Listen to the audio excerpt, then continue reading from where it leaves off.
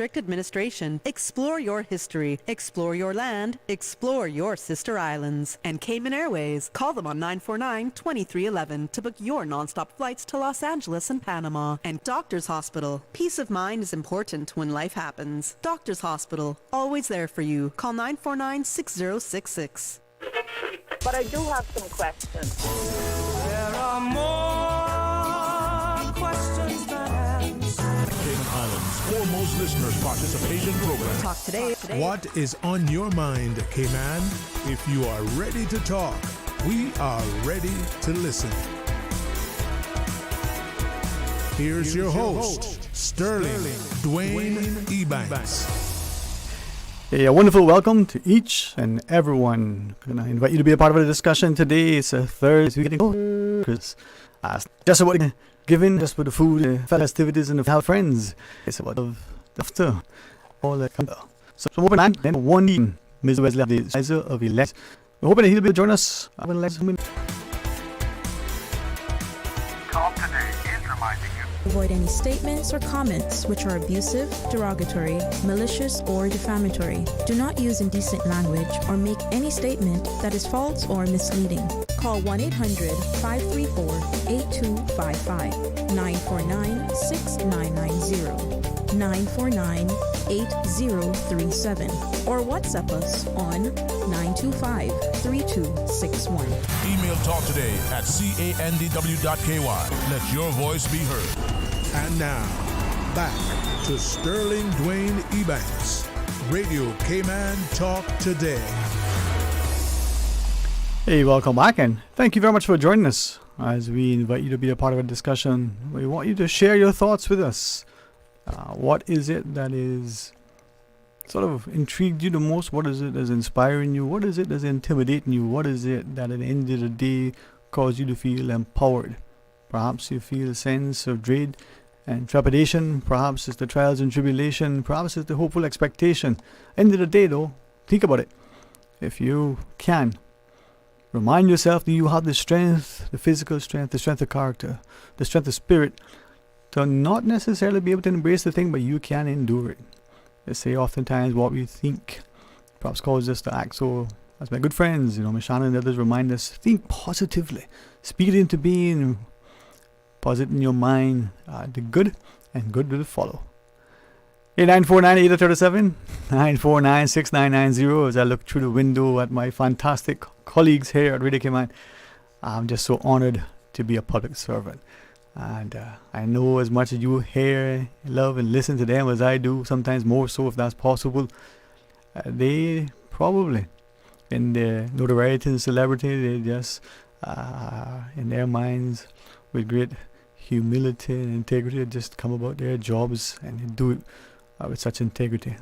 It's fantastic to be a public servant, and a public servant within the Cayman Islands. So let's go to the phones. Hey, welcome, as we welcome the call on the WhatsApp. Good afternoon once again, Mr. Sterling. How are you? Very well, sir, and I trust and pray all is well with you and your land and the family, and all will feel the blessings from on high. Yes, sir. Enjoying the breeze in the east. Beautiful breeze today. Enjoying the breeze in the east. Yep, Christmas breeze, and listening to all of the things that is happening on this little island.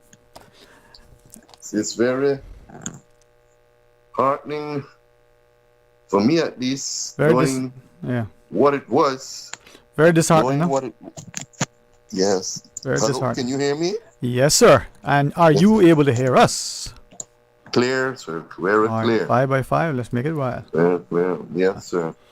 Yes, and especially knowing what it was before. And I was telling some friends, some younger ones, how it was when we were growing up. It was my mother that started all of this tree lighting outside. We had a little round weeping willow tree, that's what we used to call them in those days. But that's not the right name, I understand. Well, we all know, right?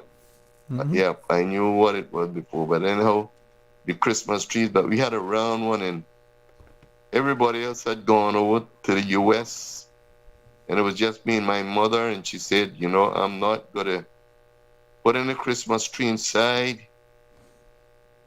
the house this year. It's just the two of us, but we're going to sit on the porch and look out. And she put 2 or 3 strands of lights on that little pine tree there. It was round, it was right by the gate. And everybody just came by and stopped and looked, because she was a lady that had every plant in the world. The house was called, they had a sign, I don't even know, someone from the government had stuck it up there called the Legacy House. And she had every plant that she could find in every name she knew. And, you know, Mr. Sterling, people would stop there in the night and look at it and just go on. Those days, we couldn't even hardly get the artificial trees, you know. We used to go up in South Sound and chop the trees, and then we would put them in a pink pan or a 5-gallon bucket, you know, with the sun in them, and decorate them. And Mr. Sterling, the next year, one house in West Bay lit up. 2 houses in Georgetown lit up. And it took a while from there right on, you know. And I remembered how that started. My mother said, it's just the 2 of us here now, so I'm not going to put any trees in the house. And that is where that came from, you know. And as I said, you know, I was telling someone the old days was much better, Mr. Sterling. We were eating better than we eating now, you know. I don't know if you agree with me, but we were eating better than we were eating now. Right. Because we wasn't getting all this canned stuff, this artificial stuff. We were getting fresh stuff. We get the conchs, we get the lobster, we get the fish straight from the sea, and we only cooked for that day. It wasn't no refrigerator to put it up in the fridge. We used to salt the fish and hang it on the line, you know. Yeah. But otherwise than that, it wasn't no chicken going in the fridge and all that sort of stuff. Right. No, sir. Now, You know? I guess the fish primarily was probably the barra that you would salt, huh? Or what else would you? What other fish would you salt? Hello, sir. Huh. All right. Well, not sure what happened there, but maybe an opportune time to take that break, and hopefully that caller can reconnect. He didn't say his name, but if he comes back, maybe he will, and you would recognize what he was sharing, and we can share it. So stay tuned for Talk Today. This holiday season, Subway is serving up something sweet. Introducing the Footlong Cookie. It's ooey gooey and packed with chocolate chip perfection. The ultimate sweet sidekick to your favorite sub, salad, pizza, or catering platter. Whether you're treating yourself or sharing the joy, the Footlong Cookie is the perfect bite of holiday cheer. But don't wait. This limited time delight won't last forever. Visit one of their 7 locations, 4 of which are open 24 hours, and grab your foot-long chocolate chip cookie, because who says dessert can't go the extra mile? Subway, fresh for the holidays.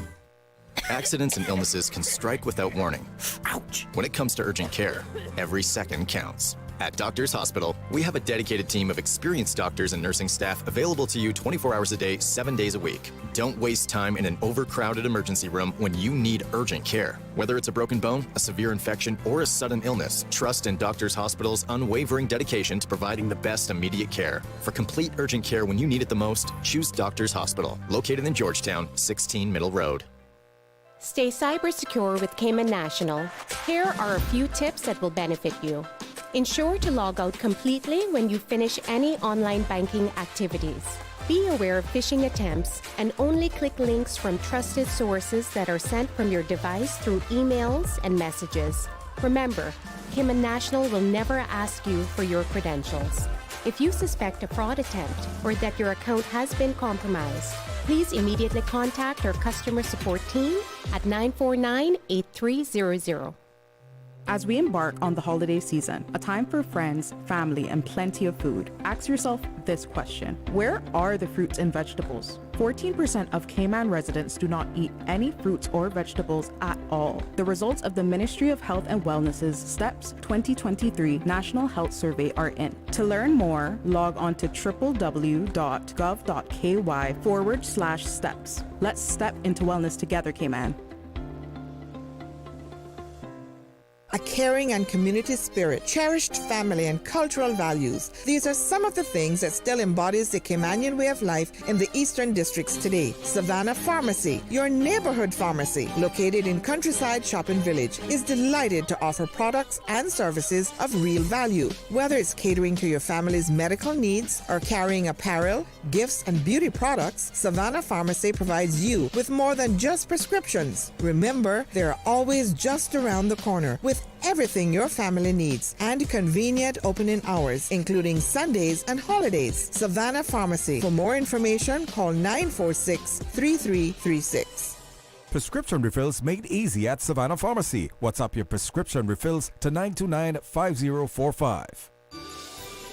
'Tis the season at Vigoro, and we've got all your festive favorites. From Christmas ornaments to decorations, succulents to ceramics. We've got gifts galore. Pots, blooms, orchids, garden accessories, furniture, even fairy gardens for the little ones. Make it a Vigoro Christmas with a gift that'll be treasured forever. Our Agricola location will be open Christmas Eve from 11 a.m. to 5 p.m. Merry Christmas from Vigoro. The Elections Office is pleased to announce an upcoming voter registration drive taking place on Friday, 13th December at Foster's Camana Bay from 4 p.m. to 7 p.m.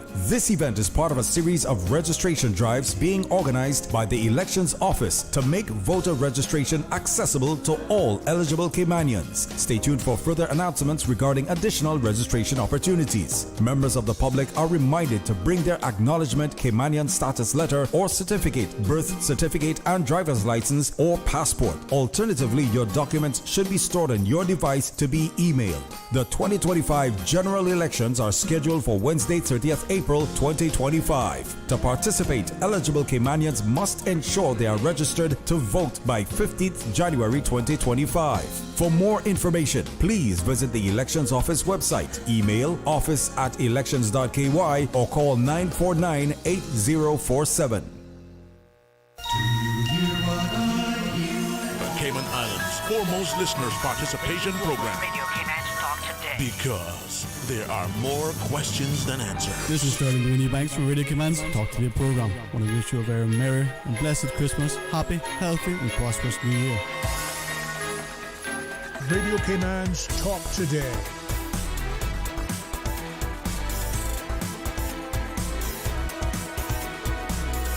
What is on your mind, Cayman? Hey, welcome back, and thank you very much for joining us. It is Open Line. And to the caller just then, I trust that they'll be able to reconnect if you so choose. Not quite sure what transpired there, but sometimes just a sobering reminder that technology makes a wonderful servant, but don't become so dependent upon it that it becomes your master. Like everything else, we're seeing what is transpiring when people accept without questioning, where they acknowledge things without fully addressing it, when they actually fail to address it because they refuse to acknowledge. Well, 949-8837, 949-6990. You can WhatsApp call at 925-3261. And if that toll-free line is there for you, well, go right ahead and share your thoughts with us.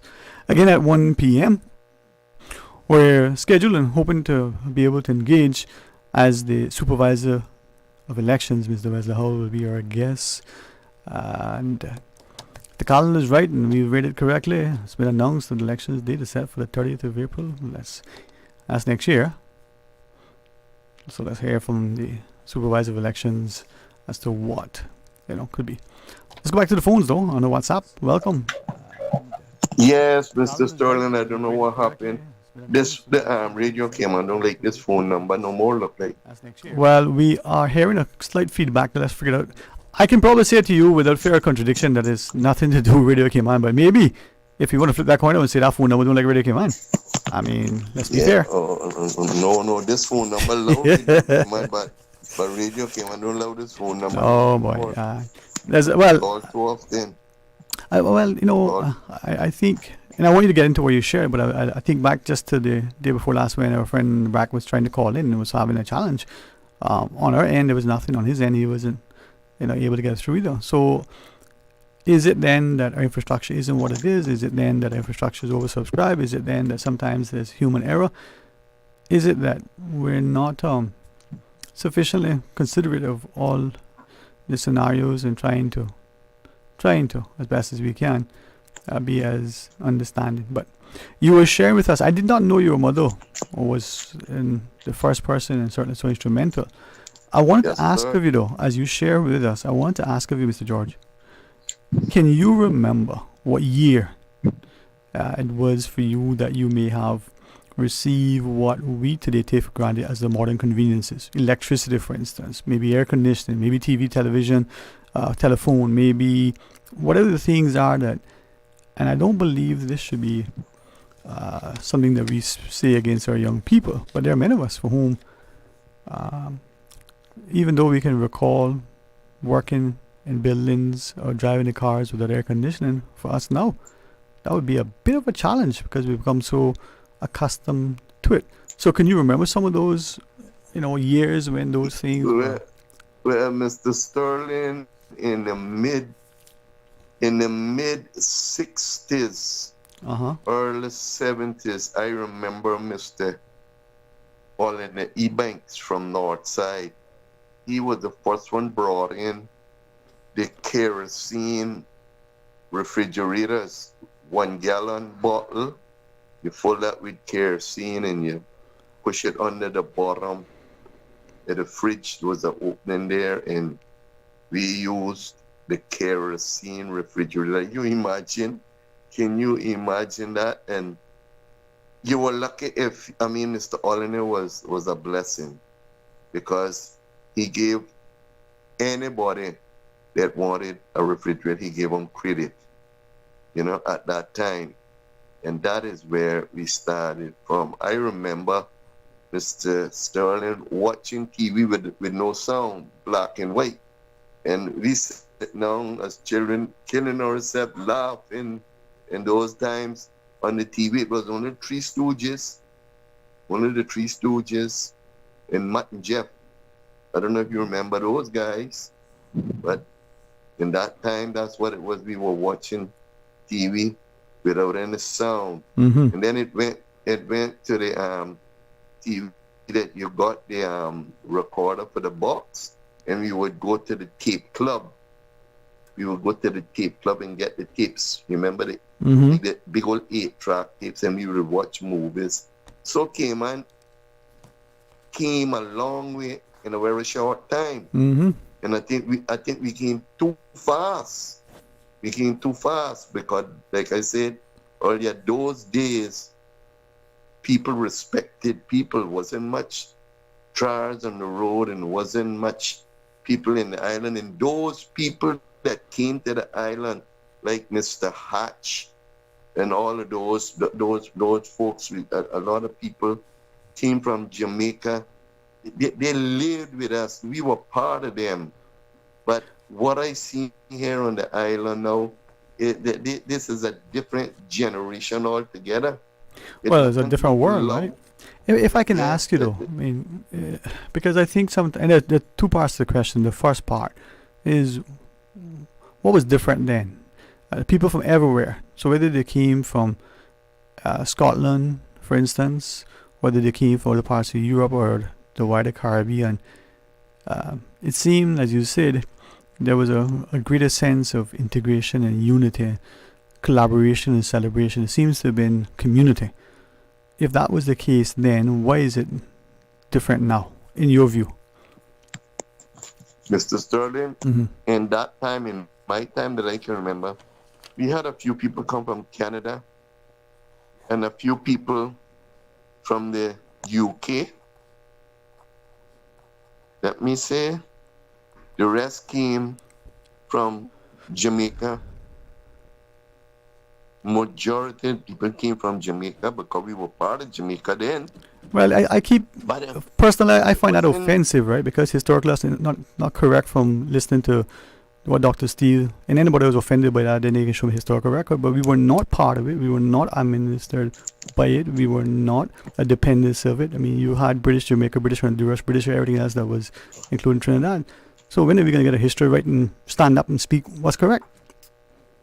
Well, I understand.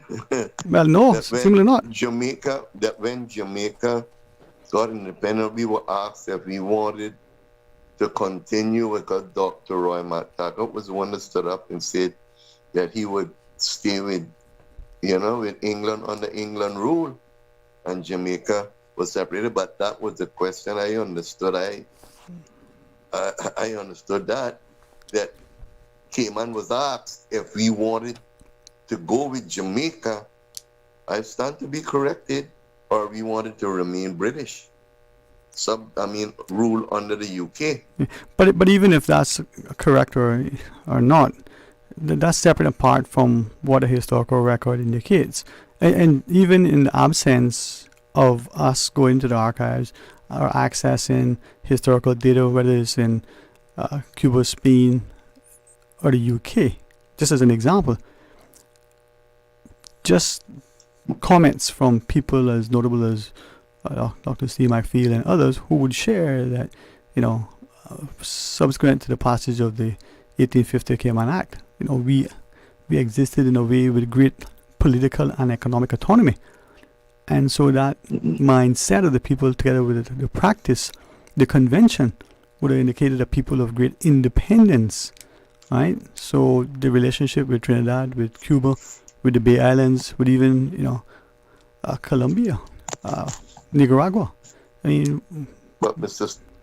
Sterling, the part with that, what I can understand in the history book that I read, most of the people came from Jamaica here to Cayman, from Cromwell Army. But even to that is disputed, right? That's the book. I got a little red book written by Neville something, I can't remember his name, the history book of Cayman.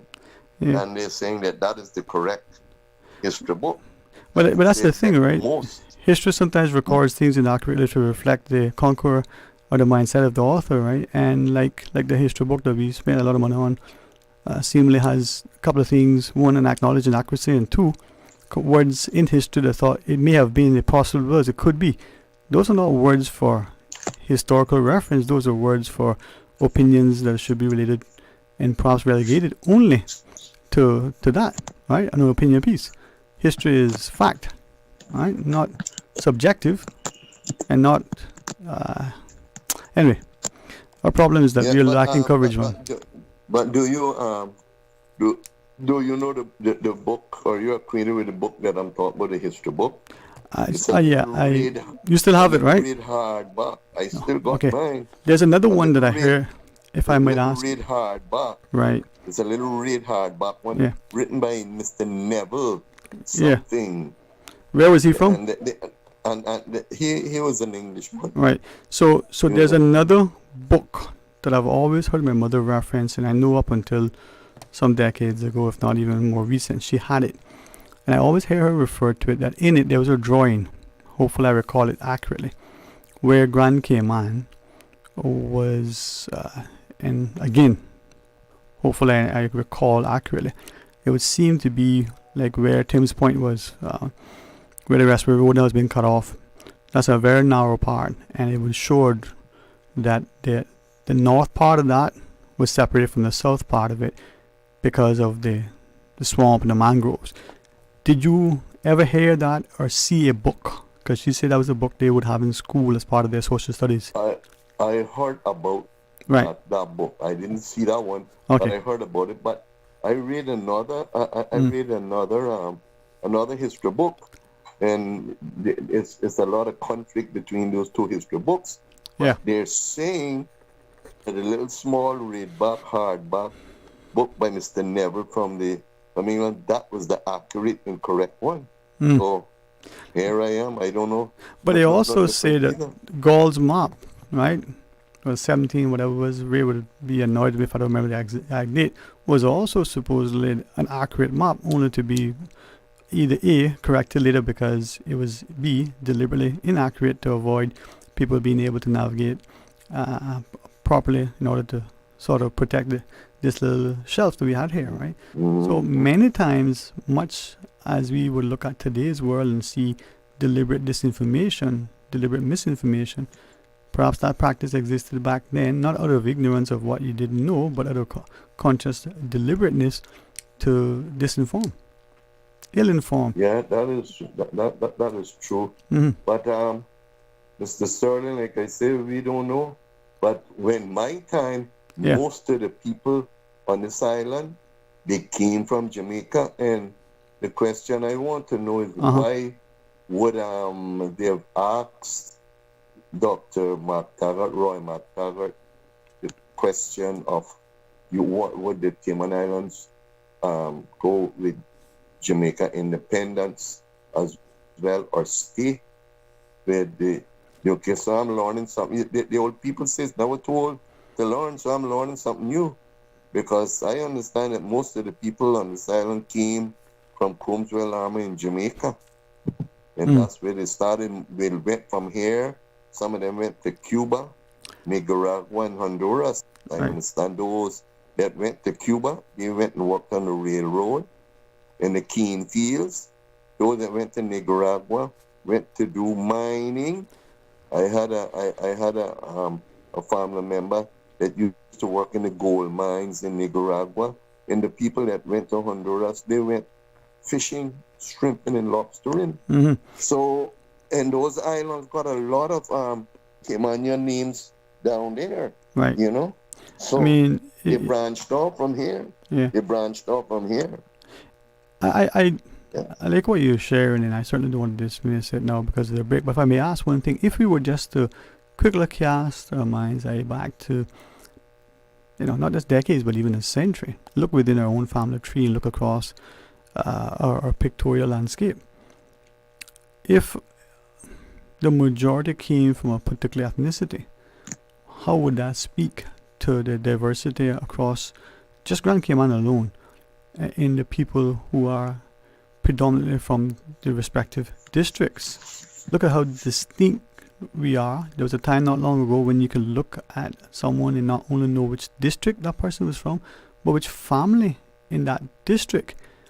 And you are younger than my mother, slightly older than me, but if I can recall that with vivid, sort of imagery, it exists. But the question that I want to ask ourselves, one, what are we going to do now about where we are? And two, to what extent are we going to ensure that we speak with authority, with accuracy, with respect and compunction about our history?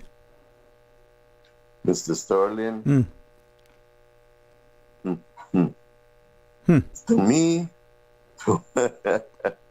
I want to say, my God, to me, like I said, the people that came here, most of them, when I was growing up, that I knew, they came from Jamaica, and we had, like I said, a couple of visitors from Canada and some from the UK, but they were mostly from Jamaica.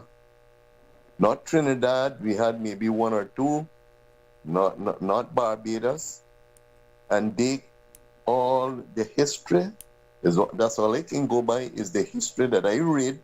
I read. I'm not quite sure I'm following your... Most of them was from Combswell. Yeah, I'm not quite sure I'm following all of what you're saying, but as you talked about, people coming here, I mean, we also understand that the Pines, for instance, as an example in Cuba, where the Bay Islands in Honduras, even to this very day, we can look and recognize family connections. We can look and see individuals that almost sound like some of us in many ways.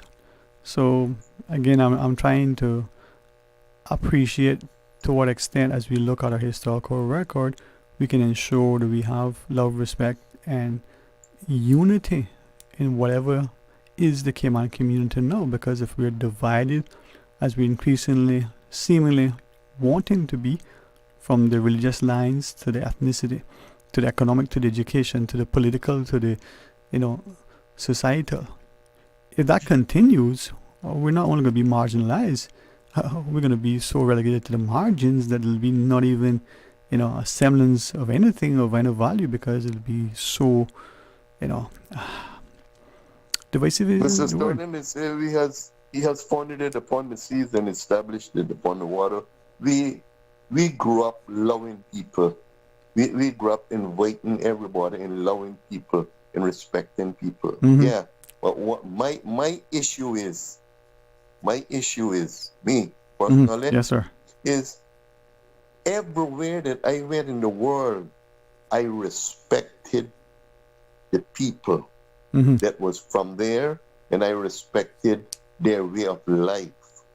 Mr. Sterling, do you remember a time, like you say, I guess it goes right back to the world has changed.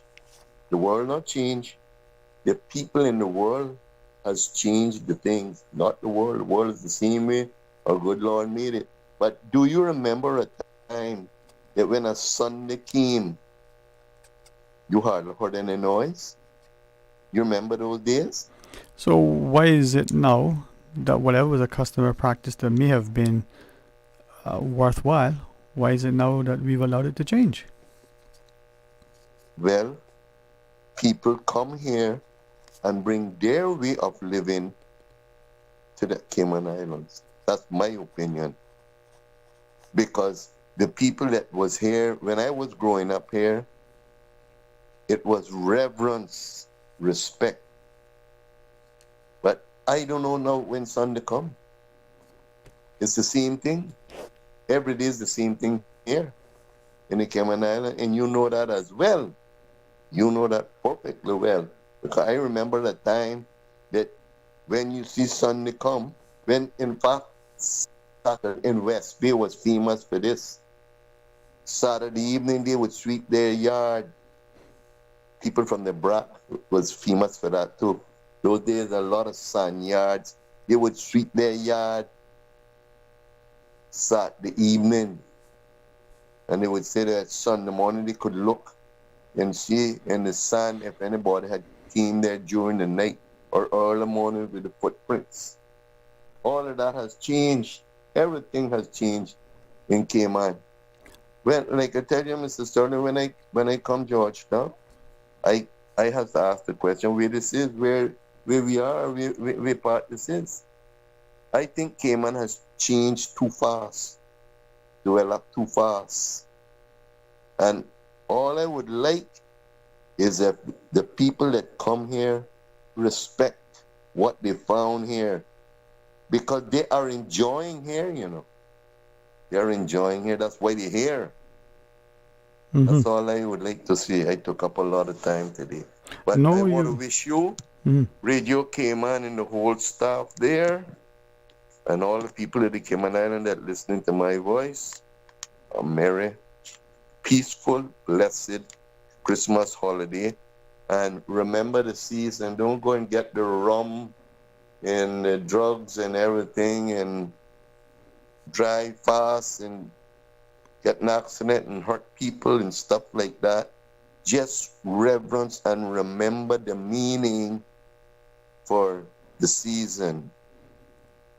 God bless the Cayman Islands and may it continue on. Sad to say, continue on as it going, but I think it will soon get worse. Thank you very much, Mr. Sterling. Have a good one. Thank you very much to Mr. George. And as we go into the break, I always say that it's unfortunate when we say drugs and alcohol, forgetting that alcohol is a drug, legal as it is, except when it's not. But if you don't have a positive mindset, perhaps we're speaking to being that thing which would be negative, we can still be constructive and recognizing the reality, but still remain very positive. Alright, what are we doing, Carlo? We're going to go take the break, take the call. Where are we going? Let's take the drive until the road turns. We'll stop when it's supposed to. Stay tuned. Stay cyber secure with Cayman National. Protect your computers and mobile devices with security software to defend against cyber attacks through viruses, malware, and other online threats. Be aware of unsecure Wi-Fi connections when in public. If you need to access your online banking or sensitive information on your mobile devices, try disabling the Wi-Fi and switching to data from your mobile network. If you suspect a fraud attempt, please contact our customer support team at 949-8300. Did you know that Doctors Hospital provides urgent care services 24 hours a day, 7 days a week? And Doctors Hospital's urgent care physicians have access to the most advanced MRI and CT imaging in the Caribbean, providing reliable diagnostics when you need it most. When you need quality urgent care for an illness or injury, Doctors Hospital is here for you 24/7. Whether it's a migraine, chest or abdominal pain, shortness of breath, broken bones, or another urgent need, Doctors Hospital at the top of Walker's Road. Urgent care right now. December is here, but there's still time for that Miami trip before Christmas. Cayman Airways has added several extra flights from Grand Cayman to Miami, perfect for a weekend getaway and to catch that increased duty-free allowance for Cayman residents. But hurry, word is getting round, so those extra seats not going to last long. Book your Miami seats online at CaymanAirways.com or call them on 949-2311. All aboard Cayman Airways with extra flights to Miami before Christmas. Wouldn't it have been grand if you had purchased land 30 years ago? It may not be 2020, but a perfect vision has never been more clear. Cayman Brac and Little Cayman, poised for growth with an eye on the future. Your land, your history, your future. Discover all that our sister islands have to offer. Reflections annual countdown to Christmas sale is on now. Ladies, save 50 to 75% off selected fashion clothing, selected Adidas, Puma, and Nike sneakers discounted from 25 to 50% off. Make your gift giving super easy this year by getting Reflections gift certificates for everyone on your list. Converse kicks starting at $25 and bargains galore throughout the store. Guys, cargo pants, big and tall, $5.50. Levi's and selected Docker pants, 25% off. Every purchase above $49 at Reflections gives you the opportunity to win 2 free tickets to any Cayman Airways destination of your choice. Open Monday to Thursday, 9 a.m. till 8 p.m. and Friday and Saturday, 9 a.m. until 9 p.m. Shop Reflections on Shen Road beside the Mango Tree. See yourself in Reflections. Reflections, always driving down prices. Life's best moments are precious. Taking the time to cherish them with those we love is the most important thing in the world. At Cineco, we've got you covered for all these moments, helping you take care of your health, supporting your family's next move, and making sure those you care about are protected on the road. Visit Cineco.ky today. Cineco, keeping Cayman covered. Information, entertainment, inspiration. Covering Grand Cayman, Little Cayman, Cayman Brac. Since 1976 till now. Radio Cayman in the Cayman Islands. From Radio Cayman's newsroom, this is Headlines. Local, regional, international news. The Headline News is brought to you by Kirk Market and Health Services Authority. With a look at your latest headlines, I'm Dwayne Ebanks. The court's offices will close early this Friday from 12 p.m. for a staff function. Regular operation hours are set to resume on Monday. For more information, you can visit judicial.ky. In regional news, Doctors Without Borders, MSF, announced the partial resumption of its healthcare activities in Haiti, 22 days after suspending operations due to threats and violence against staff and patients. The decision was difficult due to the severe medical needs in the city, overwhelmed by violence and a fragile healthcare system. MSF had to halt services after repeated attacks on staff and ambulances, leaving many Haitians struggling to access basic healthcare. The restoration of services in hospitals in Haiti was achieved after dialogue with stakeholders, which led to commitments from authorities to ensure safety for MSF staff and operations.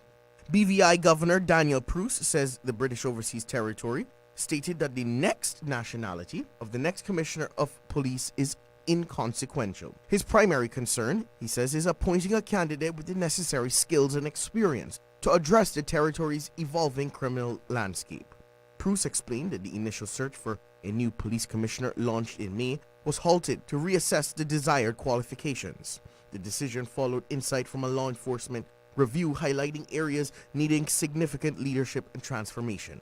The governor emphasized his commitment to transparency and fairness, noting the recruitment process will restart early next year. That is your latest headlines. I'm Jevi Ebanks.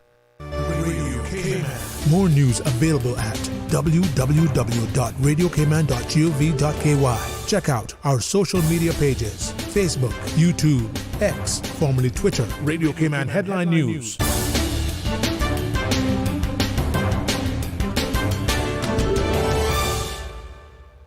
Kirk Market's 12 Days of Gift Cards is back. Each day, 12 lucky customers will win a $100 Kirk Market gift card just for shopping at Kirk Market. Ho, ho, ho! You heard that right. Every day for 12 days with 12 lucky winners each day. Come in December 11th through the 24th and shop. You could win. And there's no minimum required. It's that easy. It's Kirk Market's 12 Days of Gift Cards. December 11th through the 24th. The countdown to Christmas is on at Kirk Market. Do you have a healthcare question but not sure who to ask? Contact HSA's Patient Call Center to speak to one of our experienced clinical team members. We are here to answer your questions and help guide you through your healthcare journey. Need to make an appointment? Our team can help. Contact HSA at 949-8600 or email info@hsa.ky. At HSA, we are committed to caring for you. Radio Cayman is pleased to feature this special Sister Islands historical vignette brought to you by the Ministry of District Administration and Lands. Explore your history, explore your land, explore your Sister Islands. Radio Cayman's Talk Today.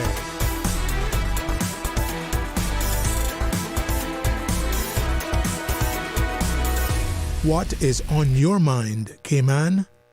Hey, welcome back, and thanks very much for joining us. I understand that there were some callers just prior to the news break, probably following on from the last discussion, but with great deference, we wish to welcome and have the opportunity to speak with the supervisor of elections, Mr. Wesley Howell, or Mr. Wesley Howell, in the sort of the persona of supervisor elections. So we're not talking to you in any other capacity, not as a champion bodybuilder, football player, or chief officer in anywhere, just as supervisor elections. Supervisor of elections. Okay. Today. Yes. All right, just today. So any elections related questions? Absolutely. All right. And to our callers, if you have a question about that, we want to really not just respect the time, but use it as earnestly as we can in order to get as much accurate, timely information. Maybe for those who don't know, supervisor elections, that only comes around when elections. So why are you here, sir? Absolutely. So Her Excellency the Governor issued writs. Was it last week? The days are already getting longer, so the time is going faster, and that signals my transition from my role in the ministry to my role as supervisor of elections. So there's an acting chief officer that takes over the ministry affairs, and I work full-time at the elections office, reporting into the deputy governor and Her Excellency the Governor as it relates to the operations of planning and executing the general election. Okay. And with that as it is now, for those who don't know, certainly want you to share with us, sir, as you've always, and your other deputies and team members when it comes to elections, I must come in, as is the country as a whole.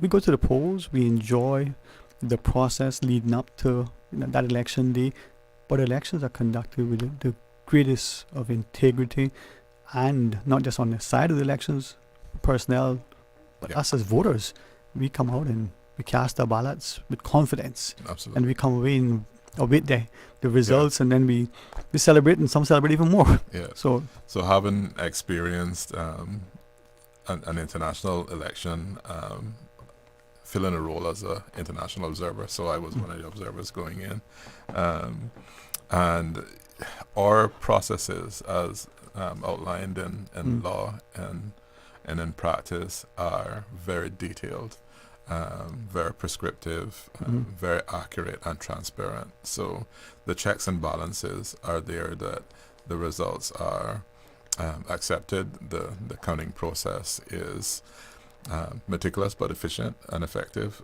So in recent history we've seen candidates lose by 8 votes and not ask for a recount, because their agents have been there from the time the boxes were shown open and empty, sealed in their presence, kept in their presence all the way through until the count happens at the same location. The counting is done where the ballot's shown to the agents there who have their own tally sheets, and we're working through box by box. And at the end of the night, you know, those numbers are there. They're fully accepted because it's a transparent, very meticulous process. I appreciate you sharing with us, because many times, perhaps not only the individuals involved may feel, if I can use the word, slightly aggrieved, but perhaps practices in other jurisdictions, they may, something nefarious may happen there. Yes. In our instance, not to belabor it, but certainly want for greater emphasis, what's so important, A, about that process being so transparent, so robust, but with a certain level of integrity, and then B, is there anything, slight as it may be, that could undermine that trust that we have in our system? It would be difficult to see how, because the legislation and the practices have been streamlined and finessed over the years to make it every bit more efficient and transparent. I actually had a meeting this morning with Mr. Colfer Scott, and you know, folks still respectfully call him Chief. He's an engineer, and a lot of the processes that we're using now were designed by him and his brilliant brain in the way that engineer goes to work with breaking things down. You know, instances planned down to the second, and others in relation to the checks and counter checks, to ensure that at every step of the way we have these balances that are being checked out. So, for example, when the agents are in the polling station during polling, we provide them with a list of all the voters who are listed for that particular polling station. So they know from that list, you know, John Brown isn't on this list, he can't vote in this polling station, and they're checking off their list as we go along. So very meticulous, very transparent. A lot of planning and execution goes into that, but really solid processes at the end of the day. And for those who are listeners, speaking to Mr. Wesley Howell in his capacity now as the supervisor of elections, really grateful, and I keep emphasizing that, because for me, a democracy, as much as we may complain about it, you know, whatever the historical record indicates, it's not a bad system when you think of some of the alternatives, but it's only great if we, irrespective of our age, what our jobs are, whether we're self-employed or work for a government entity, if we participate, if we question, and if we actively engage, you know, that's the strength of it, right? Absolutely. So thank you for allowing us to ask, and since, you know, sharing that you'll be on, I've been really, really grateful to numerous questions from others. So I'll, for those who are listening, like many times, there's no script here. Yeah. Mr. West is going to speak from his intellect, but also from the expertise and experience. So we had a couple of things we wanted to share, but I wanted to just say that to remind our listeners, and then ask that process of us going to the polls, and then we cast the ballot, and then the polls close, and then the vote counts and all that. That's where, I guess, the metal meets the road, so you know that wasn't happening. Exactly. All right. So lead up to that, we get into the poll booth, we mark our ballots. Is there any probability, and I want to emphasize so that people have the confidence that I think we all do, but just in case there is, of something transpiring as that ballot is being marked? After it's marked, it's being put into the box, and then after the box, that could compromise, undermine, even. So at that point, individuals, when they go into the booth and they mark in secret, they can compromise their ballot by writing a name on it, by doing some identifying bits. We have always trained our folks with sort of the latest court decisions as it relates to what ballots are acceptable and what are not. When we do our orientation with candidates and agents, we explain what some of those decisions have been, and the journals, the law journals that we subscribe to, actually have samples of this is accepted, this is not accepted. So these are Commonwealth related judgments on that. So we train our folks to say, here is how you would interpret this, so that we're all using a consistent way of counting the ballots, and folks know up front what would constitute a spoiled ballot. That said, we have very little spoiled ballots when our folks go to the polls. Our turnouts are usually in the 70s percent of the registered voters, and very, very, very few spoiled ballots when it comes to the actual count of it. And folks are able to vote if they're not able to make it out to the polls because of a disability. Then we do the mobile voting, where we take the polling station to them. We also have postal ballots, which are available for registered voters who are overseas and can't make it back on polling day, or persons who reside on island who are registered voters who will be traveling on and be away on election day. So we'll prepare those ballots and issue them to them. But I can say that the dates have been set now for the general election, April 30th, 2025.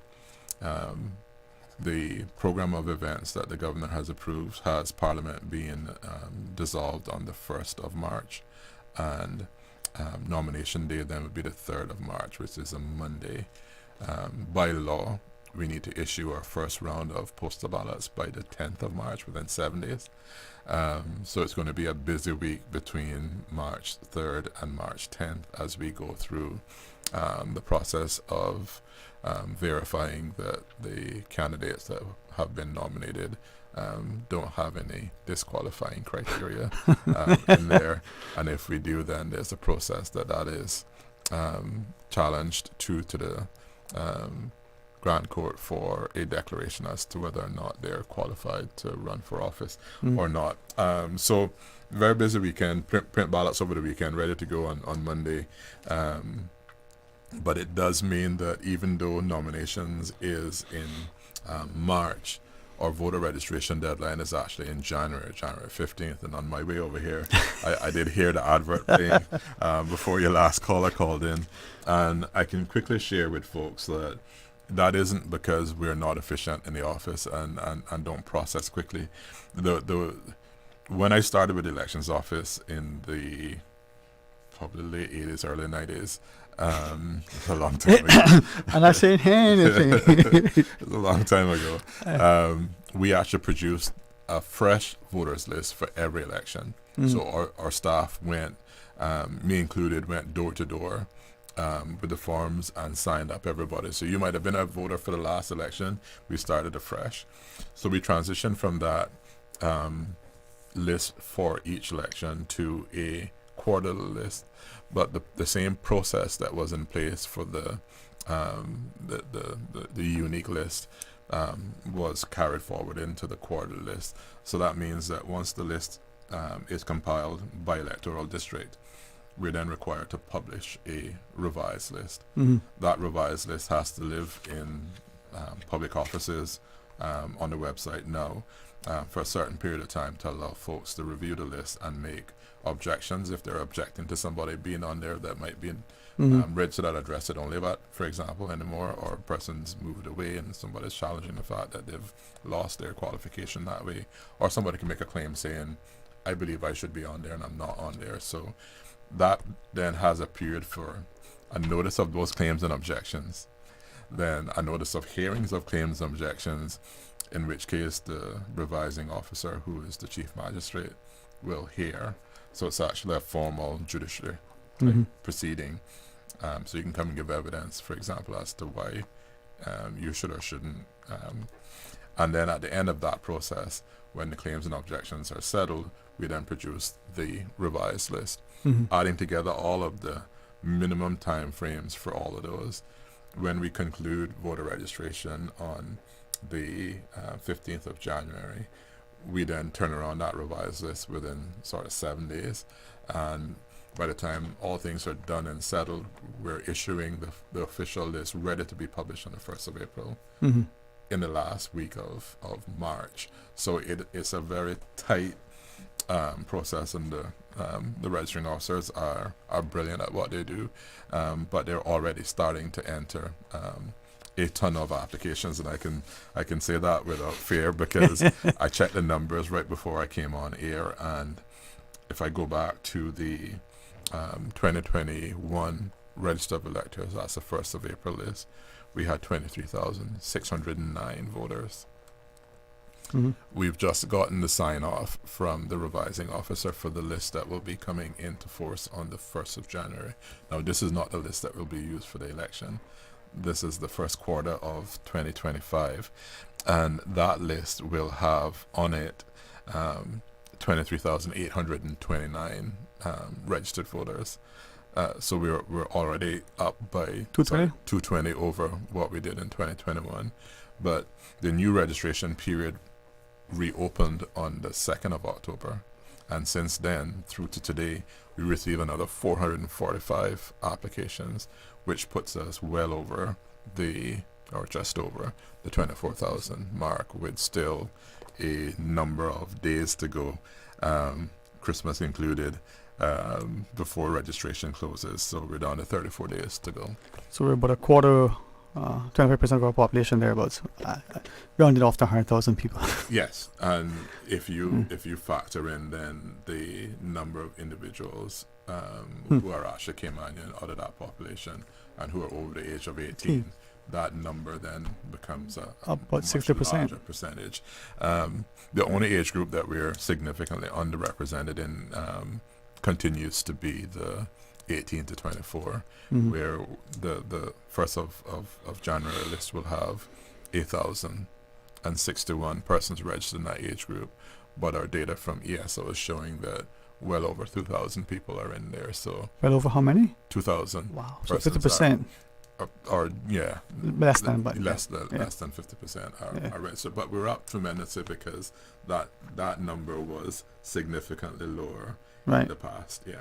This is where I think the parent, the coach, the teacher, the adult. And I wanted to ask about, I wrote it down, sort of the voter demographic, to some extent. For some, it may just be an academic exercise. For others, it's the importance of having representation from your wider community, so that 18 to 24, you qualify if you're 18 on or before election day. Yes. That was a wonderful change that was made. Absolutely. Today you're 17 years old, and April the 30th, God spares life, you're going to be 18. You can register. Absolutely, and you have to register by January 15th. Yeah, absolutely, which is critical. The Ministry of Sports and Youth, the actual youth arm of it, recognized the fact that the youth vote was underrepresented. So they've actually launched a sort of independent of our office voter registration drive, young people speaking to young people.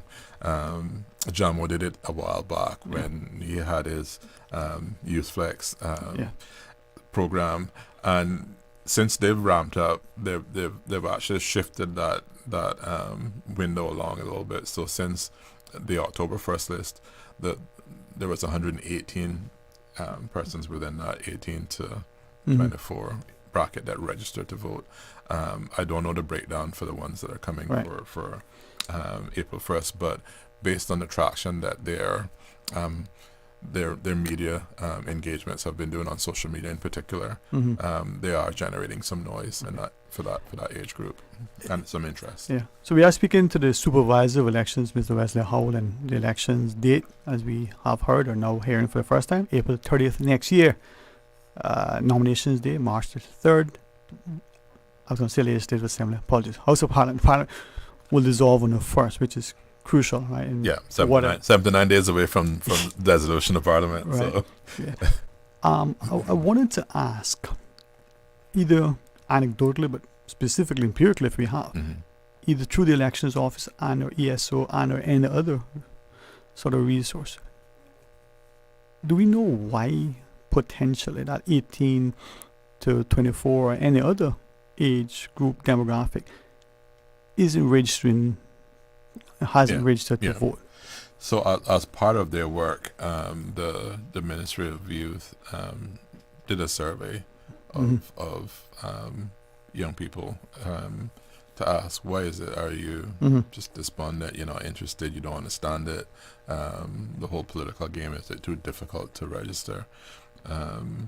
So I don't know the results of that offhand, but I would believe it would be a combination of all those. We've added a online voter registration feature to the website, particularly for young people because they don't like to write on paper.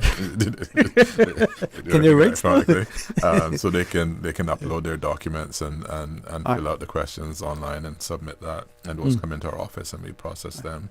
I have to quickly add though, before I get in trouble with my office manager and the registering officers, that simply filling out the form and sending that in is not acceptable.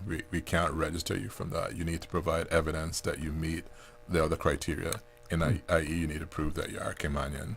And depending on how you became Caymanian, there's different documents that are required for that. So those we set out on the back of the registration form. Okay. So if you submit your paperwork, if you drop it off with someone and you don't submit those documents, then you're not going to be able to register because we can't tell who you are.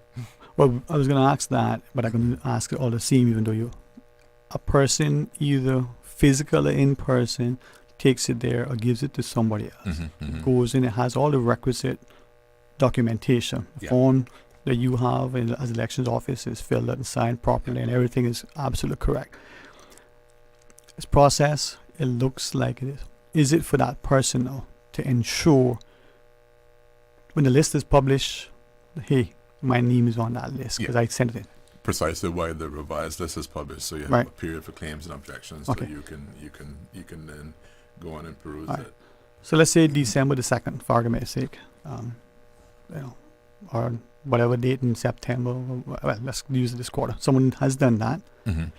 January 15th comes, the cutoff date. Listen, I've done it. I know I've done it. I took it in personally. I went with somebody who can attest, whatever the reason. The list, you look at it and go, but my name isn't on the list. Can they then go to the election office and say, hey, I came in, I didn't keep a copy of the thing, I didn't get a signed receipt, I don't have it. What happens if, in your unlikely event, something like that was to transpire? John alleges that he brought it in, dropped it off, all his paperwork, it was received, but there was no receipt. So I explained that process of claims and objections earlier. Yeah, you did, yes. So the objection is you object to something on there. A claim is that you're making a claim that an error has happened. I should be on there. And I should be on there. Right. So there's a form for that. Remember, I say our law is really meticulous. The form is set out. That then goes to the revising officer, who's the chief magistrate, who makes that final decision, whether or not you're added on at that point or you remain off. So that claim is heard.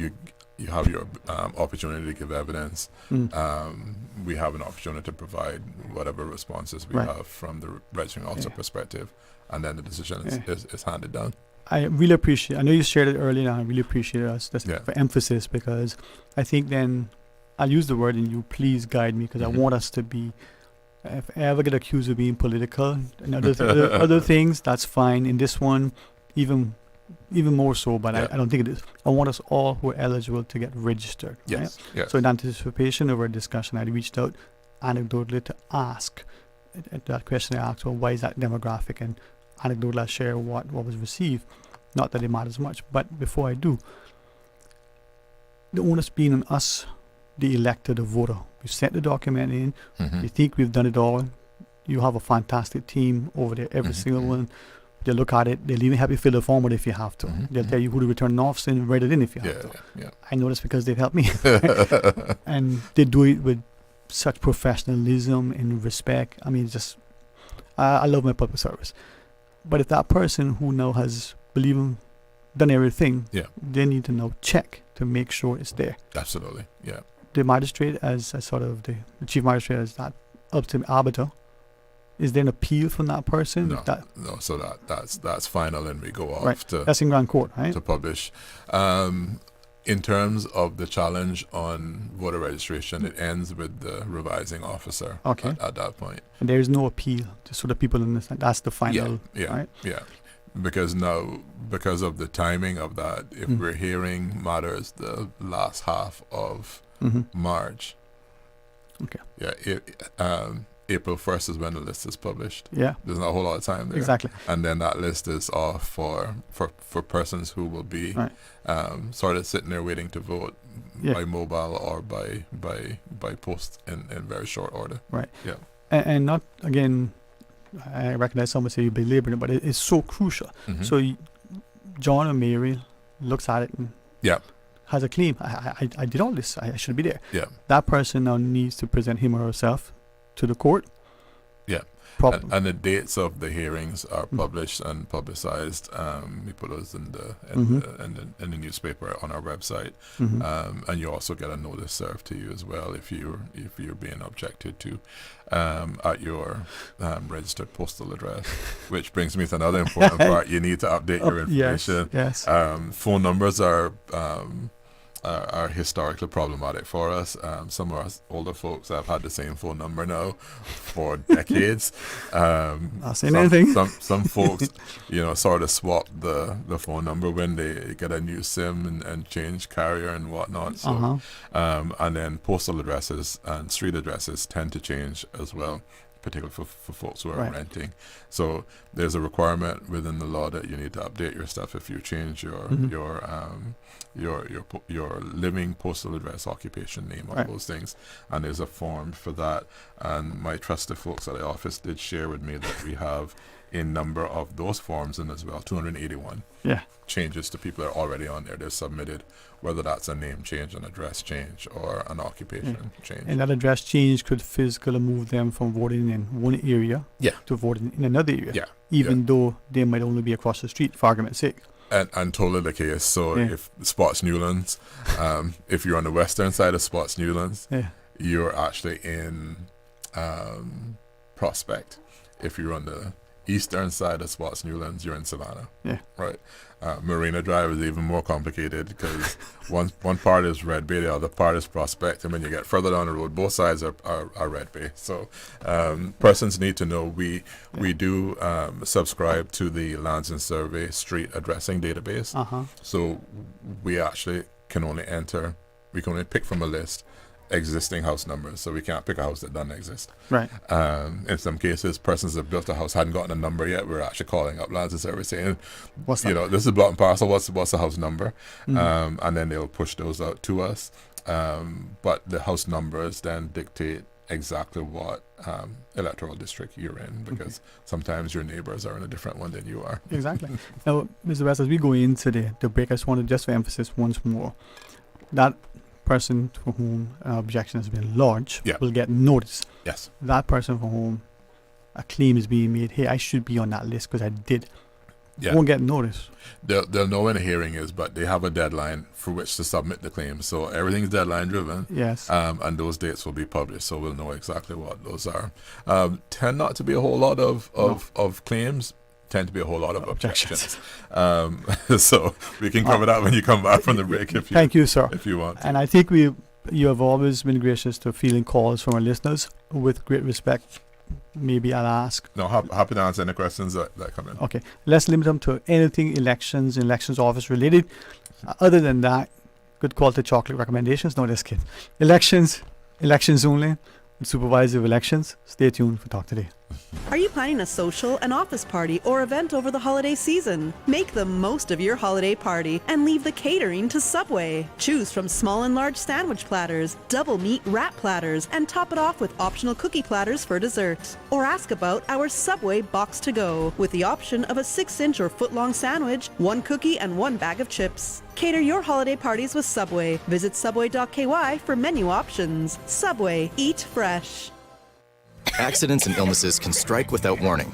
Ouch! When it comes to urgent care, every second counts. At Doctors Hospital, we have a dedicated team of experienced doctors and nursing staff available to you 24 hours a day, 7 days a week. Don't waste time in an overcrowded emergency room when you need urgent care. Whether it's a broken bone, a severe infection, or a sudden illness, trust in Doctors Hospital's unwavering dedication to providing the best immediate care. For complete urgent care when you need it the most, choose Doctors Hospital, located in Georgetown, 16 Middle Road.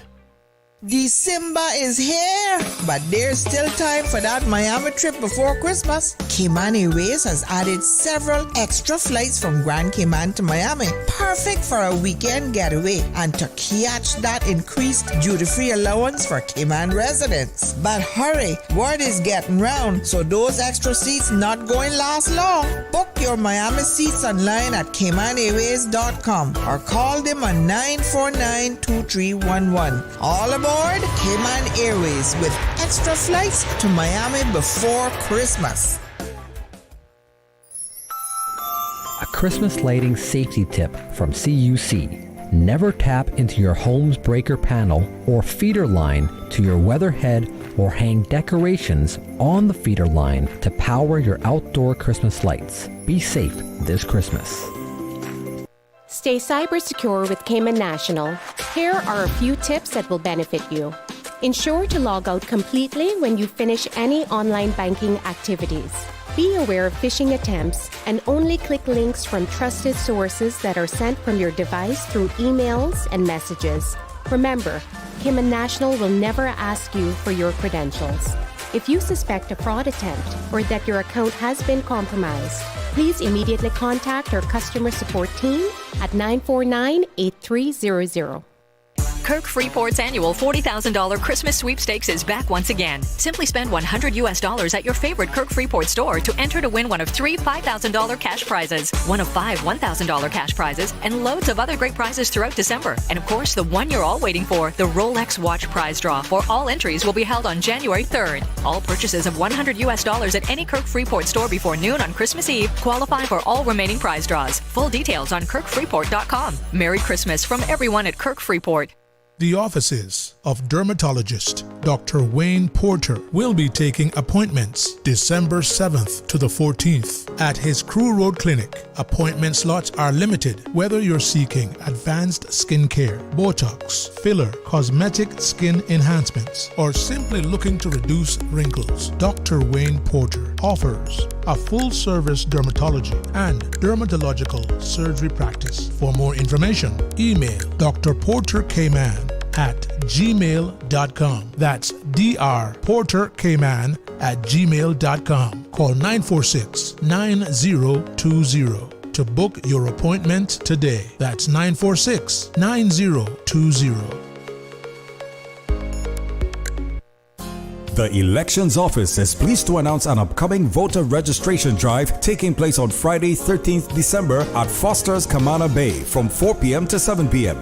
This event is part of a series of registration drives being organized by the Elections Office to make voter registration accessible to all eligible Caymanians. Stay tuned for further announcements regarding additional registration opportunities. Members of the public are reminded to bring their acknowledgement Caymanian status letter or certificate, birth certificate, and driver's license or passport. Alternatively, your documents should be stored on your device to be emailed.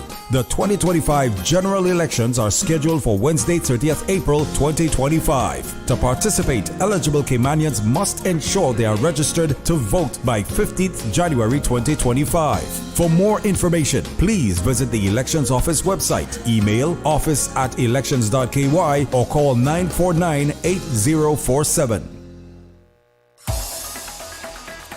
Radio Cayman's Talk Today.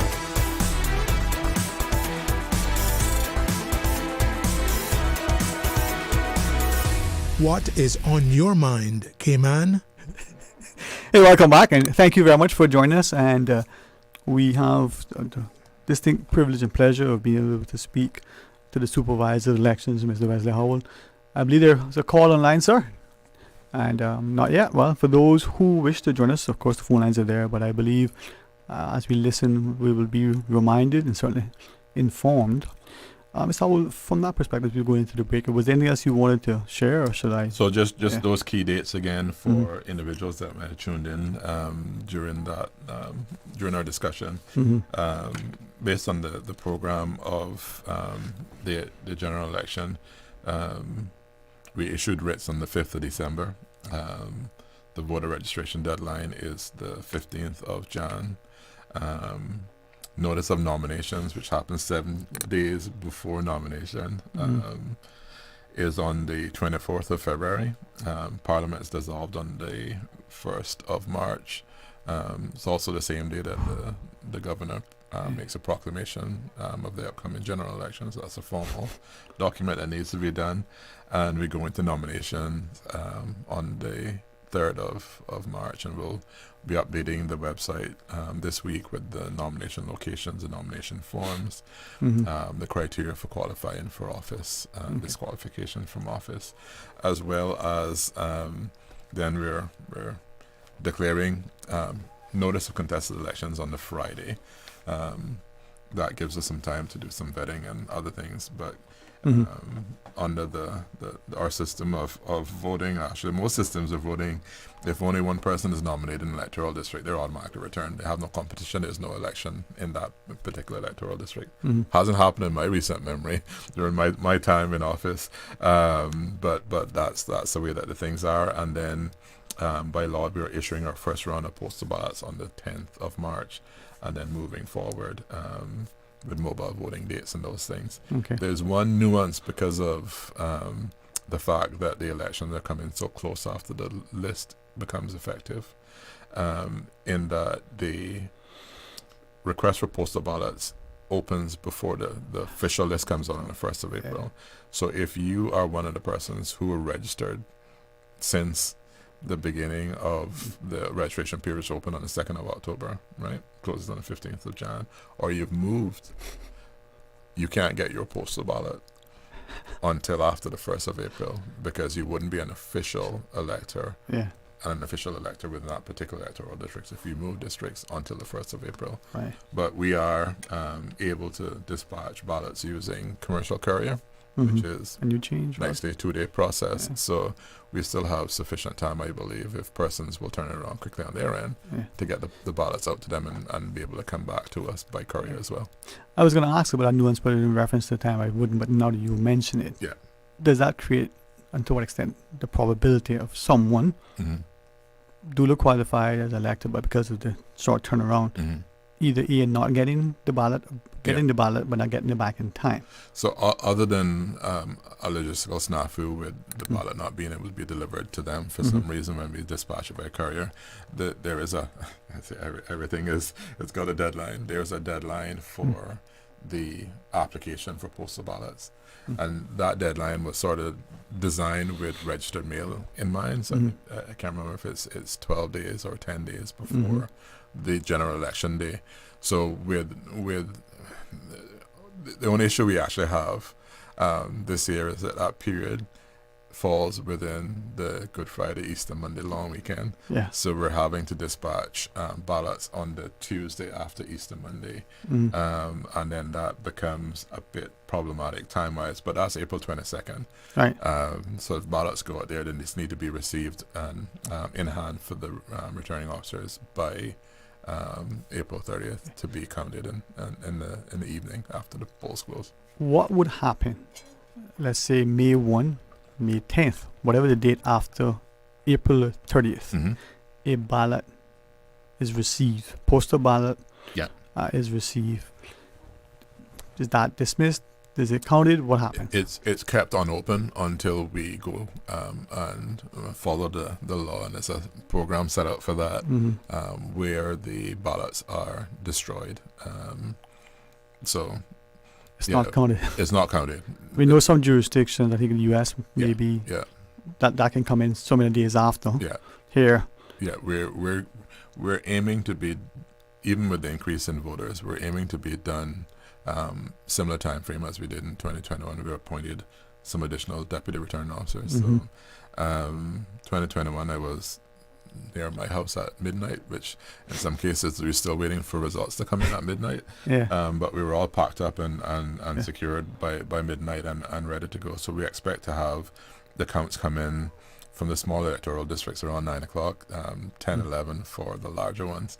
But once that is done, that process is done. So, and that's set out in the law. So we're not making this up. The law says if it's not in the returning officer's hand by the close of the polls, we don't count it. Right. Polls will close at 6 p.m. on the April 30th. Open at 7 a.m. Okay. So we got 11 hours that we can go and vote. And well, maybe we'll talk more as we get closer. We'll be back on yeah, for what sure happens. to talk about those. But yes. is Elections Day going to be a public holiday?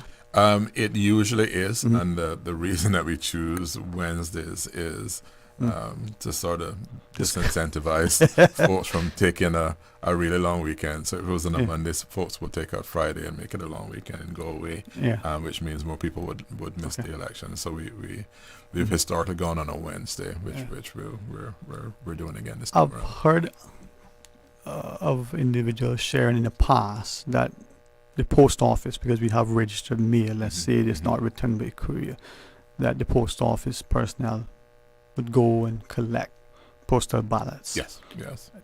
Is that true? Will that be the case if it is? So we in the last 2 cycles, and we, interestingly enough, for the cruise port referendum, back in, I can't even remember when that was now. Whenever that was, right? Whenever that was, we actually started issuing postal ballots. We did that by courier as well. So persons were voting at the time that the courts stopped the process by order of the court.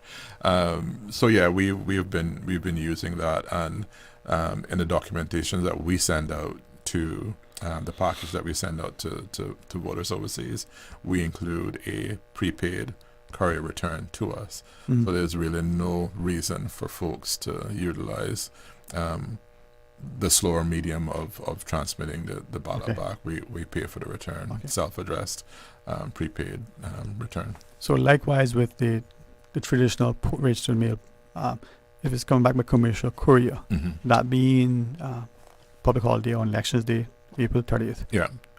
Likewise, their resources will be leveraged to ensure that, up on close to 6 p.m., close of polls, any ballots potentially there, flights coming in will be checked, and the probability will be heavily reduced that the ballot goes on. Agreed. Okay. Agreed. Yeah. But because it is logistics on a bigger scale. We've had issues in the past. For example, students in dorms. Yes. The ballots delivered to a mailroom. They say they never got it. Those sorts of things. We actually have to have proof, and you send the ballot back if you had spoiled it or something like that. So we can't dispatch 2 ballots to you. Right. So they have to be on it. We'll have the tracking numbers that we can give to them in those things when they sign up for them. But it is a very rigid process when it comes to having more than one ballot to one person. Trying to maintain integrity. Exactly. Right. We're speaking to Mr. Wesley Howell, the supervisor of elections, and I don't know about you, but I certainly like talking politics, like learning more about it. So if you hold that against me, I'll tell you 2 things I like: economics and chocolate. So now you know 3 things about me. Well, that's 3 things about you. I just kidding. He likes slow dances, moonlight, and fishing. I just kidding. So I'll argue that I don't do politics. I do democracy and logistics when it comes to this, right? So I leave the politics on the other side. You know what? I like it. I find that it brings societies together if we would be constructive and democratic. Yeah. Let me ask a couple of things in relation to the integrity of systems and voter registration. We talked about the actual voting in the ballots, and I don't believe anybody, even candidates who lost, who have won, doesn't matter. I think we all believe it's a good system, a really, really good, robust system. But in canvassing, I use the word deliberately. Yeah. Maybe you'll explain that. In preparing for today's discussion, I had some people to ask about why that demographic wasn't voting, but I've also asked and heard from people who said, I registered to vote and I didn't have to provide anything. Yeah. And I go, really? So in other countries, you mean? No, here in Cayman. Yeah. I've had this. I lost track after 4 people said that to me. Yeah. I said, okay. Now you just explained, as I understood. You fill out the forms doesn't mean you registered to vote. Yeah. Yeah. It means that you filled out the forms. Yes. And the person would say to me, "Oh no," and I go, "So explain it to us." So we've had constitutional changes over the years, and every time the constitution changes, well, not every time, but with constitutional changes, the qualifications for electors changes. So we have some persons remaining on the register now who were grandfathered in from the time you could register to vote if you were a member of the British Commonwealth countries and you resided in Cayman, so you didn't have to be Caymanian at that time. We still have a few people on there that are technically not Caymanian by definition of the law. We also have the advent that persons born before 1977 are Cayman by birth. Yeah. Like, was they were born in Cayman, right? as long as they were born in Cayman, they were Cayman by birth. When the British Nationality Act 81 changed, yeah, then you have to be born in Cayman or in another country of persons who were Caymanian.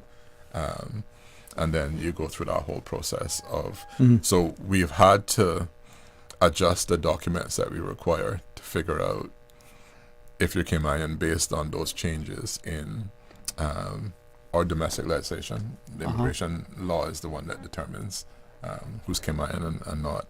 And also the other requirements there of the Constitution as relates to the qualification for elected membership. While I'm on that subject, before I forget, I've already had sort of personal conversations with a couple of persons who have come in with Cayman passports. They're permanent residency holders. They have been naturalized. They have Cayman passports, but they're not Caymanian by definition in the Immigration Act, so they cannot register to vote. And what good is this passport? And like, that shows that you're a BOTC citizen with connection to the Cayman Islands. You have permanent residency, but you haven't qualified for the right to be Caymanian, and that's a requirement to register. So that's a message out there, folks. Check to make sure that you meet the qualification criteria. I can also say that persons who have been convicted to more than 12 months, whether or not they serve 12 months in prison or not, it's the conviction that triggers it. The court share that information with us, and we remove those persons from the list. So you need to check that you're still on there if you've been convicted or not, and you need to come in and re-register only if your sentence has run its entire course. So if you were sentenced to 13 months, you serve 7, you're out for early release. You're until you've passed the 13 months, you can't be re-added because you're still under sentence, even though you're not incarcerated.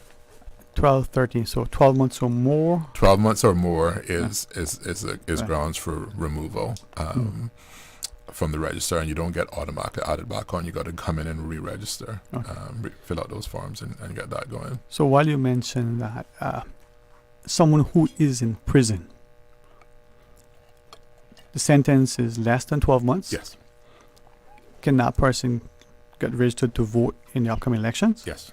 And if a person is registered now, goes to prison for 12 months or less, that person can vote. Yes, and persons on remand in prison who've not been convicted or sentenced yet also vote. So we work very closely with Director Greaves and his staff at the prison. And for persons who meet the first criteria, you're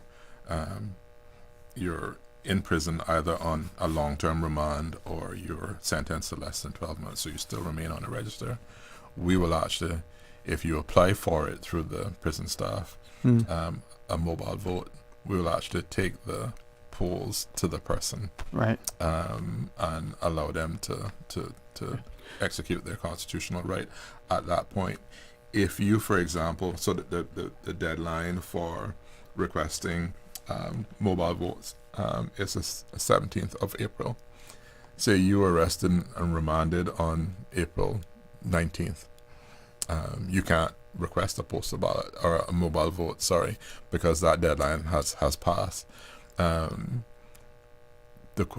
prison service has then liaised with our command center to say this person's registered in XYZ electoral district, assessed as a low risk. Can we bring them to the polling station and have them vote? So we've done that in the past as well.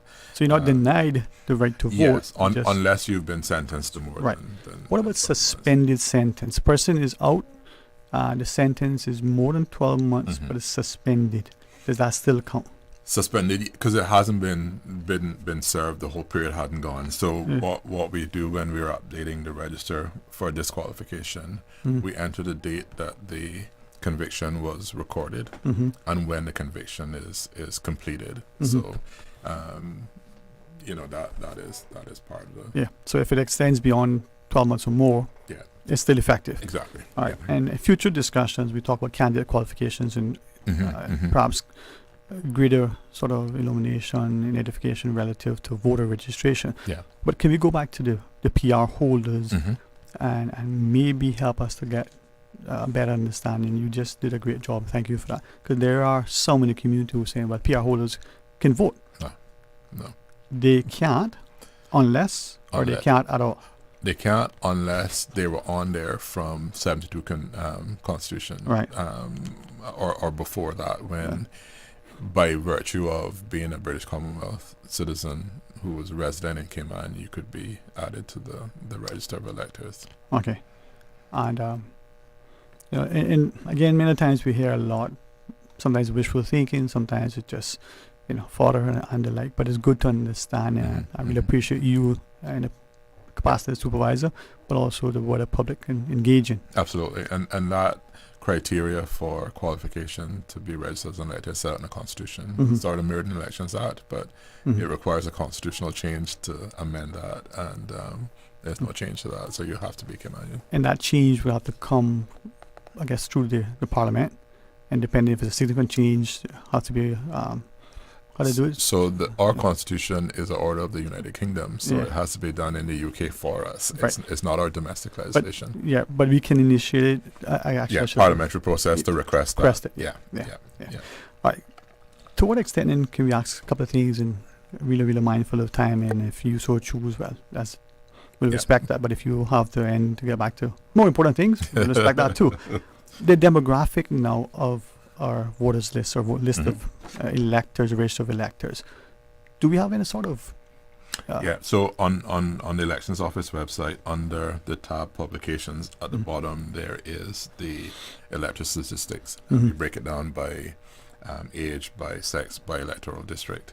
One nuance is that consistently now we have more females registered than males, and the demographic count is usually skewed towards the middle-age group, which is our largest segment. So on the list that is active now, we have 10,783 males and 12,746 females. So that's 45%, 46%, 54% spread between male and female, and that's mirrored with all of the age groups. So 20% more females than males. 8% more. Yeah.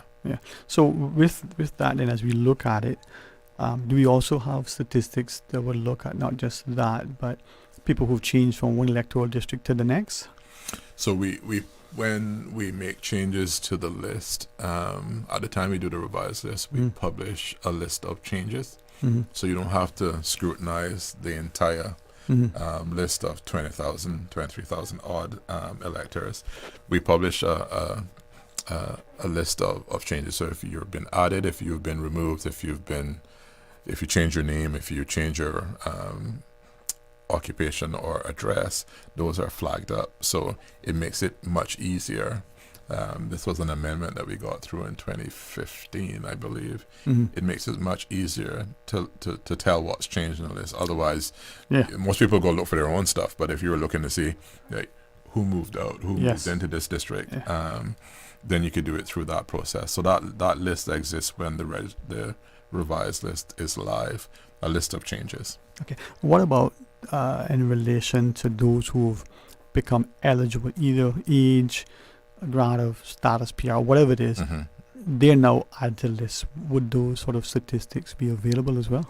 So we don't capture the information out and beyond what's required for proving that they qualify as an elector. Right. And we were actually taken to task on that by the Ombudsman's office as it relates to the level of information that we were collecting. And then in some cases, for example, if you were Caymanian by birth during a period that was enough to qualify, then they didn't want us collecting any additional, birth certificates from parents or anything like that, because it was unnecessary information at that time. So we had to revise down the list of documents to just what's required for that. So welcome data protection and all the other things that we need to subscribe to as well.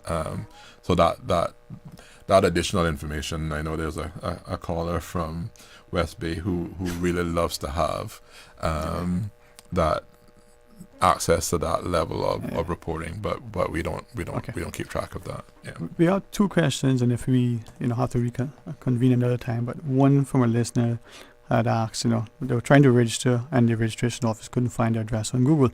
Wanted to know what happens to things like that. And I know that you had shared that office@elections.ky is an email that people can use. Yeah. And the house number wasn't showing up. So in that instance, what? So that person can email in their bits, but I would encourage them to actually visit the office. We don't actually use Google. We use the Lands and Survey online database. So you would be shocked to know how many people don't know what their actual house number is. Yeah. They'll know what house on the street it is. They may know their block and parcel because they use that for other things like for water and other things like that. But what we're able to do then is log on to the Lands and Survey system and show the street and show the houses on the street, and then they can pick it. We do have some instances where your house is brand new, or you have a temporary structure that you've put up that doesn't have a house number, and we'll work through that with the registering officers. But we are in close contact with Lands and Survey. We don't use Google. We use the Lands and Survey online database, and it's a real-time lookup of what's there. The other thing that's happened to some people is that you were registered historically at an address that is no longer a valid address. So you're on 3 acres of land with one house, and you sold it, and the house is gone, and there are now 10 apartments there. That house number don't exist anymore. Right. So that person, if they hadn't updated their stuff, they're now living either in one of the apartments or living elsewhere. That house shows up as an anomaly on our list to say that house number, even though it was valid at the time, is no longer valid.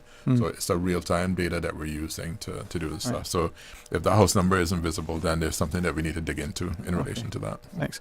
I'll ask as we go to the news break. Your choice. I can stay on for a bit more until the next break. I think you had one more question there. Yes, sir. See, this is why our elections are so fantastic, contested by competing candidates, but also administered with such integrity by the fantastic elections office. So stay tuned for Talk Today. Did you know ordering your favorite sandwich from Subway just got easier? Yeah, picture this. No more waiting in line. No more fussing with cash. Just a delicious taste of Subway at your fingertips. With our new app, ordering your go-to sub is as easy as a few taps on your phone.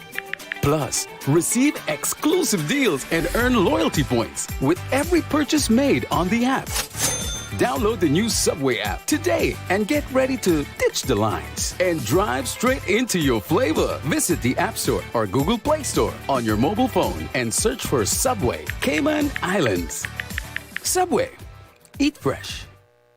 Did you know that Doctors Hospital provides urgent care services 24 hours a day, 7 days a week? And Doctors Hospital's urgent care physicians have access to the most advanced MRI and CT imaging in the Caribbean, providing reliable diagnostics when you need it most. When you need quality urgent care for an illness or injury, Doctors Hospital is here for you 24/7. Whether it's a migraine, chest or abdominal pain, shortness of breath, broken bones, or another urgent need, Doctors Hospital at the top of Walker's Road. Urgent care right now. December is here, but there's still time for that Miami trip before Christmas. Cayman Airways has added several extra flights from Grand Cayman to Miami, perfect for a weekend getaway and to catch that increased duty-free allowance for Cayman residents. But hurry, word is getting round, so those extra seats not going to last long. Book your Miami seats online at CaymanAirways.com or call them on 949-2311. All aboard Cayman Airways with extra flights to Miami before Christmas. Kay's Fine Jewelry, luxury with a family touch. This holiday season, make memories sparkle with Kay's Fine Jewelry. From diamond rings to their Caribbean-inspired turtle collection, find gifts as unique as our beautiful Cayman Islands. Enjoy a beverage with your holiday shopping and find out why Kay's Fine Jewelry is ranked #1 for shopping in the Caribbean. Take advantage of exclusive holiday discounts on engagement rings, men's jewelry, their iconic Flexi jewelry collection, or explore their luxurious watch selection featuring top brands like Hamilton and Rado. This holiday season, shop Kay's Fine Jewelry, where luxury meets the heart of the Caribbean. Kay's Fine Jewelry, located on Albert Panton Street, across from the House of Parliament. As we embark on the holiday season, a time for friends, family, and plenty of food, ask yourself this question: where are the fruits and vegetables? 14% of Cayman residents do not eat any fruits or vegetables at all. The results of the Ministry of Health and Wellness's STEPS 2023 National Health Survey are in. To learn more, log on to www.gov.ky/steps. Let's step into wellness together, Cayman. Ready to deck your halls in style? This Christmas, Tomlinson Furniture has everything you need to spruce up your home for the holidays. Discover new arrivals in dining and living room sets to bedroom sets, mattresses, accent pieces, and more. Or shop online at tomlinsonfurniture.ky. Enjoy great deals throughout the store with extra savings off the lowest price. Plus, enter for your chance to win a $500 shopping spree, the perfect gift for you. The team at Tomlinson Furniture sends warm wishes for a joyful and cozy Christmas season. Visit Tomlinson Furniture at the corner of Hospital and Walkers Road today. Radio station. Radio Cayman is the voice of the Cayman Islands. From Radio Cayman's newsroom, this is Headlines. The headline news is brought to you by Kirk Market. With a look at your latest headlines, I'm Dwayne Ebanks. Workforce Opportunity and Residency Cayman celebrated the graduation of 35 clients from the Cayman Career Academy on the 5th of December. The graduates who completed accredited courses between January and October are now qualified in careers in health and beauty. Certifications included barbering, massage, manicure and pedicure, geriatric care, and waxing. Work says they continue to collaborate with private sector partners to align training programs with industry needs. Interested Caymanians can contact Work for training opportunities by visiting work.ky. In regional news, UK Foreign Secretary David Lammy will visit Guyana and Barbados to launch partnerships enhancing national security. His visit will address organized crime, economic growth, and climate change. In Barbados, Lammy will finalize crime prevention agreement and announce initiatives with the IDB Security Ministers Conference. In Guyana, he will visit a maternity hospital built with UK steel and push for an infrastructure deal to expand the main airport. Lammy will tour areas impacted by Hurricane Beryl with Barbados Prime Minister Mia Mottley and announce new UK funding for green energy and forest protection.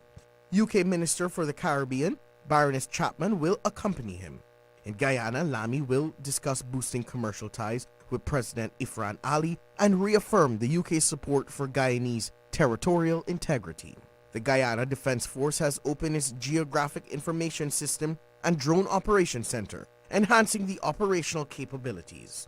The new facility will serve as a hub for all drone operations, supporting real-time data collection, analysis, and mapping for precise decision-making and mission planning. 17 soldiers completed the first grade 3 drone pilot course, earning the certification. The 5-week training covered drone regulation, airworthiness inspections, environmental assessment and navigation, along with emergency procedure and no-fly identification zones. That is your latest headlines. I'm Dwayne Ebanks. www.radiocayman.gov.ky. Check out our social media pages: Facebook, YouTube, X, formerly Twitter, Radio Cayman Headline News.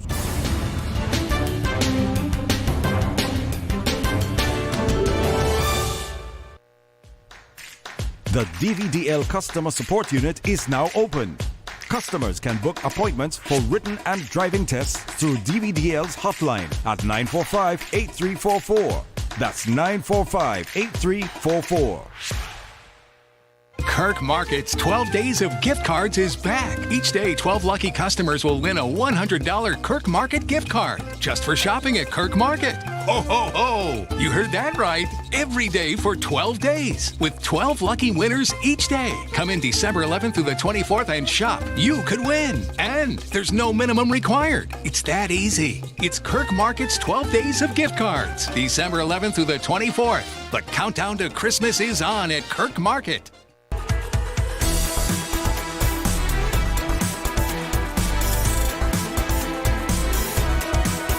Radio Cayman Talk Today continues. Hey, welcome back, and thanks to the supervisor of elections in the form of Mr. Wesley Howell for sitting with us. Thanks for the time. He did share at the outset that his office is always available and accessible and inclined to share. As we get into some of the other discussions, we want to take a call, Mr. Howell, and go to the phones. Anyone else listening wish to share? Well, we give you the options there. Okay, well, those numbers are 949-8837, 949-6990. That caller has perhaps had the question answered. You can WhatsApp call 925-32621. I know we asked and answered this earlier, but I think it's so important that I would like to read this from our listener. Fantastic host that he is, right? It says, now that we know the election's date, which is what, April the 30th again, and a word for those turning 18 by that date who wished to register. So most definitely, unlike the other registration periods, when it's the final registration period before a known general election, the registering officers will process an application for a voter that will be turning 18 on or before election date. Their deadline is the same as everybody else's, the 15th of January. But if they turn 18 on or before the 30th of April, then they can register to vote. What actually happens is on the register of electors, there's a little notation next to them as to what their effective date is in the month. So that would affect some other things if we were going earlier than, for example, but it does allow them to be registered. So please, young people are listening, or if they're in school now or university, college, parents that are listening, your young people who are now 17 that will be 18 on and before April 30th can definitely complete that process to register now. So if you qualify, you're not sure, you can find out. But you're going to be 18 on or before April 30th next year. Yes. You can register to vote. Yeah. And there's a question I want to ask, but this brings me back to the question sort of alluded to earlier when I was asking why that demographic between 18 and 24. And I've heard from adults, again, this is not empirical, it wasn't a scientific survey of any source. I just asked a few people, because we hear, young people are not engaged, and I disagree with that. I think they are. The adults, from the parents to the coaches and other adults, it's the young people, they don't want to get on the voters list because that means that they would qualify for jury duty. So I asked a number of young people, and they said, no, not at all. That's not the reason. Yeah. They say they were not sufficiently encouraged, and they had a perception from parents and other adults that the process was cumbersome. Yeah. And when they realized that the initial part of it isn't, so they were either openly or inadvertently being discouraged by us, the adults, from their parents, their teachers, their coaches. Now, that may sound offensive to us as the adult, but if we are doing that inadvertently, we need to check that. No, absolutely, and for our young people as well, particularly if they've applied for a government scholarship or other things, they have already been acknowledged because that was part of the process. So they now have a document that says discreetly that they're Caymanian, so submit their passport, the application form, the acknowledgement. And the process is is very straightforward for them. They can email those in. They can attach them to the online voter registration website. Submit those through. So we've tweaked our stuff to make it even more seamless. The voter registration drive that starts off at Cayman Bay fosters this Friday from 4 to 7. will be using tablets to do that. So we're taking pictures of documents, completing the stuff there, and emailing that into the office. So we're not walking around with printers and doing that kind of stuff anymore. So we're making it easier for folks to register. I can't do much about the interest in the political side of the bit, but I can help with by the making voting, the voting process and the registration process as efficient as we can do within the confines of the existing legislation. Well, I have consciously, from day one, hosting this show, but also just as a person, very consciously encourage every single person, if you're eligible, get registered to vote. Yeah. I don't think that's anything improper for anybody to do. Absolutely. I have also very deliberately in recent times saying, hey, get involved in the elections process. Candidate, working with a campaign, publicizing an issue, irrespective of if you're a citizen in your country, get involved. Now, I may be accused of that being more political, but that's where democracy come from, right? I saw a social media post by one of our local influencers saying, you need to go and register to vote, because I can tell you from experience, if you bring your problems to an elected official and you're not a registered voter, they're less inclined to help you than they would be if you were a voter. So they prioritize voters, and I think working with the young people at Youth Parliament, and they go through what it means to debate legislation and take in information from stakeholders, and probably even more pertinent to folks, how the whole budget cycle works and how priorities are given to specific areas that are important to electors.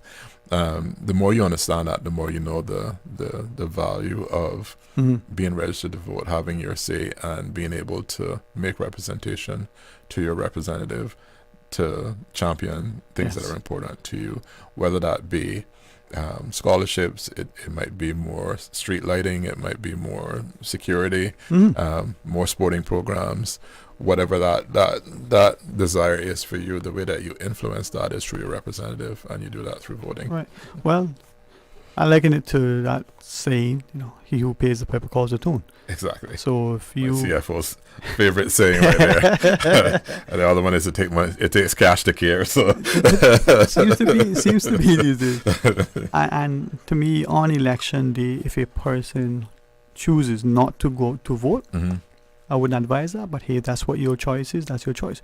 Yeah. If you're registered to vote, you have a choice. Exactly. If you're not registered, you want to go to vote? Yeah. The most disheartening fact is when nomination comes around and a candidate is nominated who somebody really wants to support. They believe in and want to support that person, but they hadn't taken the opportunity to register, and the deadline has long since passed. Can't help you. Too late then. Yeah, we've had people show up to the polls on election day with a passport saying, I really intended to register, but I hadn't registered. Can I vote today? I'm like, no, you can't, because you need to be on that list. Would love you and that to. deadline was back in January. So, for the folks that are hearing me that are still ifing and button, go ahead and do it. I chased my two young men to get registered. My youngest turned 18 this year, and he's not registered, and we'll be on that April 1st list. So. Yeah. So I have two other questions I want to ask. If a person is on the voters list and has voted previously, are they automatically still on the list? So I would encourage everybody to go ahead and check that list now, because persons have been removed for various reasons. We spoke about the convictions. There's also the declaration of unsound mind that comes in. So, and that's from the Mental Health Commission. They send us a list of persons who have been assessed to be of unsound mind. I think that's a legal term. I know that the inclusion folks are saying that that's not the politically correct way to say it, but that's the name of the list that comes to us. So those persons are also removed, and persons who have moved away from Cayman for non-school medical, military. Those find themselves disqualified and may be removed as well. Now, by law, we send the notice of removal to your registered address, but if you hadn't updated your address, then you don't get that notice either, right? So I encourage folks to take the time now to ensure that you check the list. If you have moved, change your name or occupation, now's the time to update that information as well, and get ready for April. And like that, address being accurate, I commend Mr. Kenneth Ebanks in his, sort of retired capacity from the director of planning when, through Planning's initiative. did this thing that allow us to make diversification for cheaper. Can we ask one other question? I know we want to exit in a second. We talked about voter qualification. What about candidates' qualifications, and in particular, a person who may be a citizen of another country, whether by birth or grant or whatever? Is that person still eligible to A, vote, and B, or also be a candidate? Yeah. Is that something we can answer now, or we need to answer that? I can speak to that. We're still a little ways off, but persons are starting to declare their interest slowly but surely. That's set out in the Constitution, and it's actually been tested in our courts to some degree. The Tara Roosevelt Hewitt challenge. So effectively, if you were, well, many of our Caymanians are already dual citizenship. Although when we talk, we say we have a Cayman passport, we have a British passport. You don't just have a British passport, you have British citizenship and BOTC, British Overseas Territorial Citizen, with a connection to Cayman. So you actually have two citizenships already. That doesn't disqualify you. But if you have citizenship, which means that you've pledged allegiance to another country, i.e. you didn't get it by birth, by a parent being of that nationality, or by you having it by virtue of your birth in that country, then if you pledge allegiance to a foreign country, that's a disqualifying criteria. Okay. And the whole issue around that was tested in that grand. So once it's not by birth. So just for emphasis, maybe we can talk about that another time, but let's say the Caymanian seafarer or a student or someone who was married to or living whatever in another jurisdiction, Canada, US, one of the Caribbean independent non-BOTC countries, gets citizenship. Not green card, not permanent residence, or whatever that is called in that country, but citizenship of that country. Born in Cayman, of Caymanian parentage. The two parts, but the first one now has US, Canadian, German citizenship. I don't know. That person is ineligible to be a candidate. So it comes down to the swearing of allegiance. So in the naturalization process that you go through when you raise your hand on the Bible and say, I swear to uphold the laws and principles of XYZ country, that is the disqualifying bit. But although I am the one that is reviewing those things and will take legal advice myself on it, what I recommend to individuals is review the constitutional requirements for qualification and disqualification, and seek your own independent legal advice, because I'm not going to give you legal advice and then turn around and potentially challenge you if I believe that you're not qualified. So that's a recommendation that I give. Conviction wise, we have the expungement legislation, but that does not apply for the purposes of elected office. So if you were convicted of a crime of dishonesty, fraud, theft, those things, that in and of itself would disqualify you, even if it's expunged from your current record, as it relates to the election. If it the qualification for office for the election, that would disqualify you from being qualified.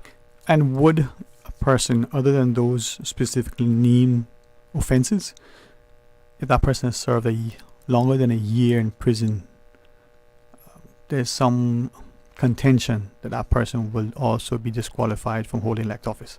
Is that true? Yes. Okay. Yes. So it doesn't matter.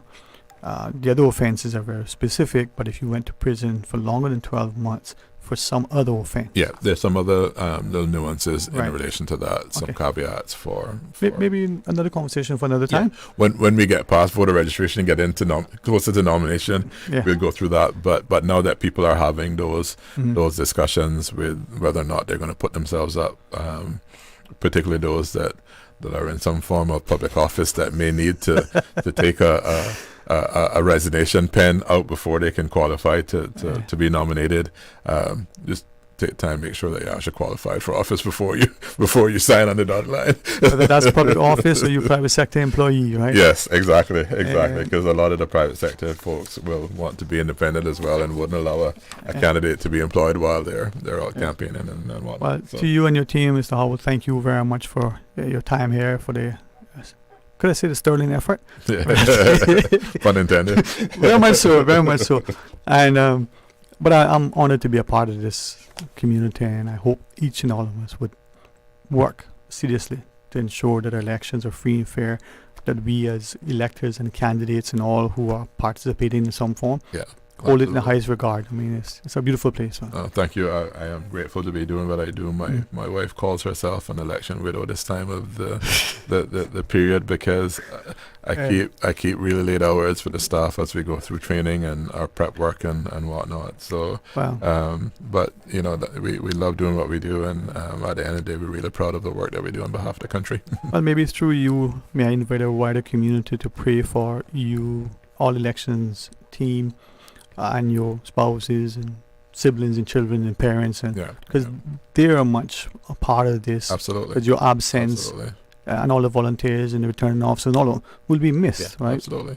So let's hold them in prayer that they continue to be healthy of mind and body, and you know, they'll be safe to protected. So I say that knowing that we live in a place where we can say that. Absolutely. Thank all you right. much Well, for that. in my mind, it's a Friday. So I'm going to tell you have a good weekend. With that in mind, we're going to pause, take this final break, and when we return, we might have a little gift to give to our givers. But we'll see. So stay tuned. Join us after. December is here, but there's still time for that Miami trip before Christmas. Cayman Airways has added several extra flights from Grand Cayman to Miami, perfect for a weekend getaway and to catch that increased duty-free allowance for Cayman residents. But hurry, word is getting round, so those extra seats not going to last long. Book your Miami seats online at CaymanAirways.com or call them on 949-2311. All aboard Cayman Airways with extra flights to Miami before Christmas. Nominations are now open for National Heroes Day Awards 2025. This year, we honor Caymanian excellence in business in recognition of the icons of entrepreneurship, innovation, and leadership, those whose ingenuity and hard work have shaped our business community. Submit your nomination online at gov.ky/labor or email nhd@gov.ky for more details. Nomination deadline has been extended to December 14th. Don't wait. Make your nomination today. Stay cyber secure with Cayman National. Here are a few tips that will benefit you. Ensure to log out completely when you finish any online banking activities.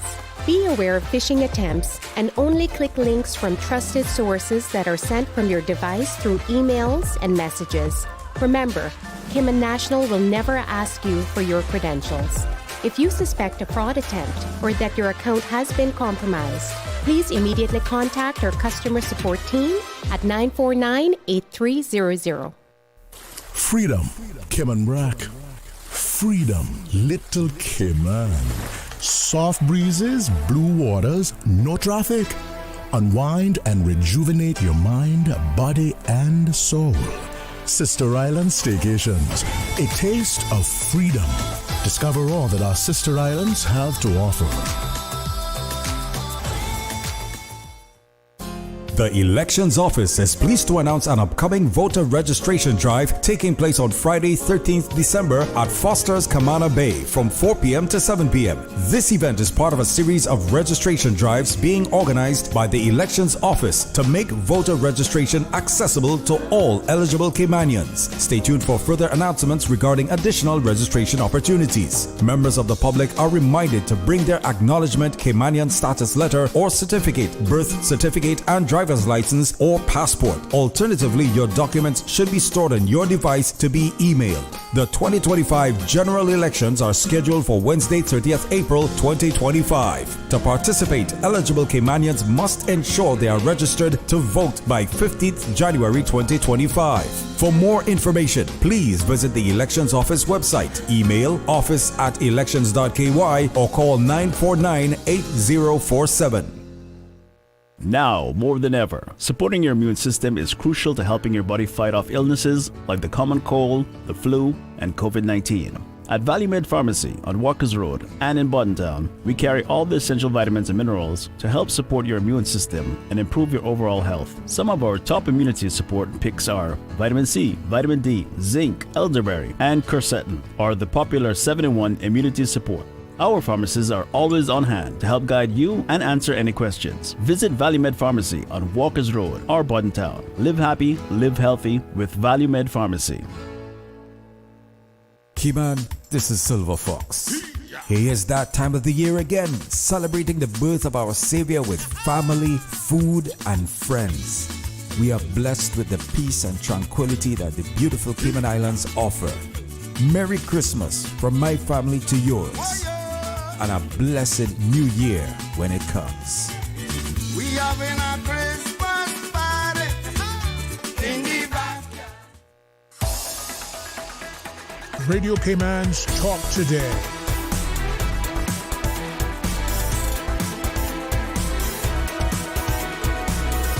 What is on your mind, Cayman?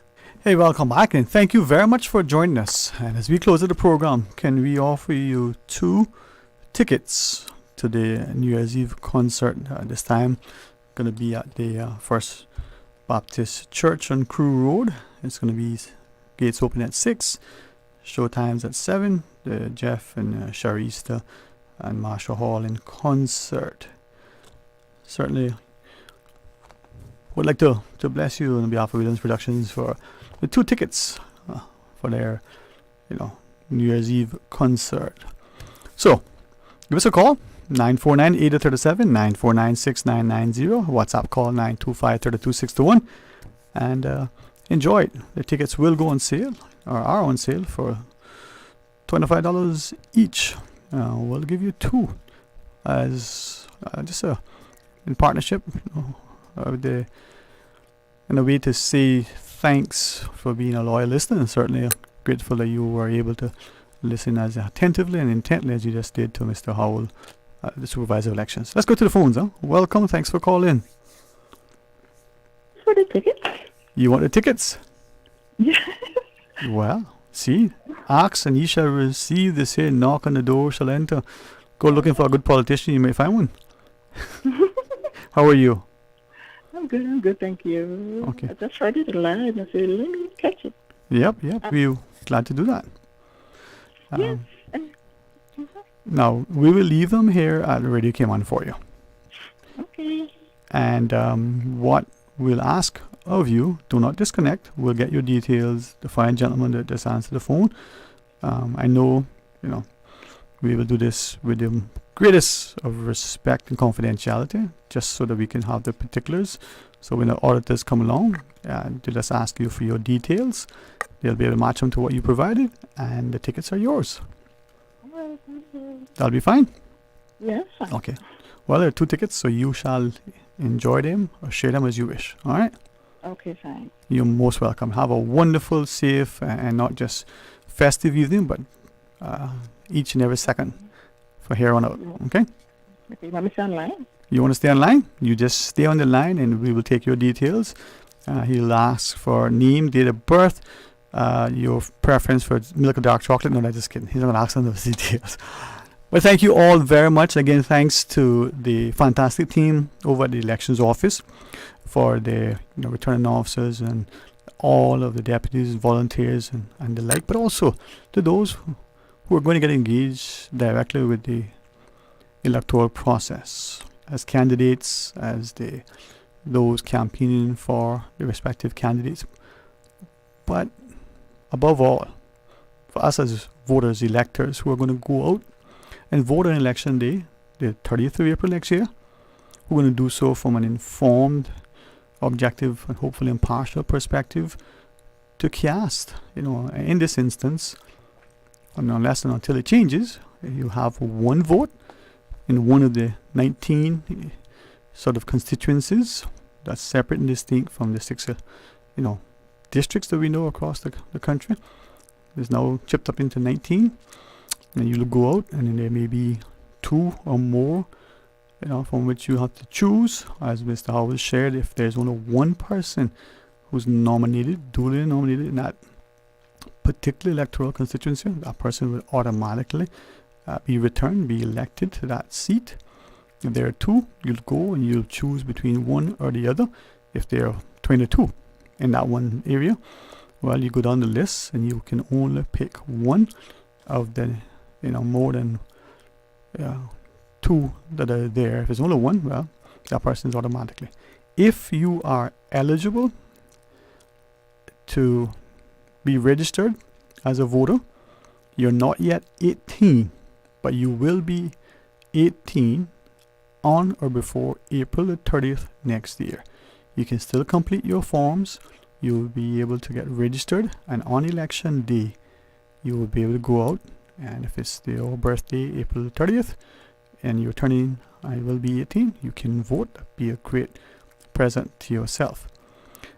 So if you have registered to vote, once that list is now published, check it again.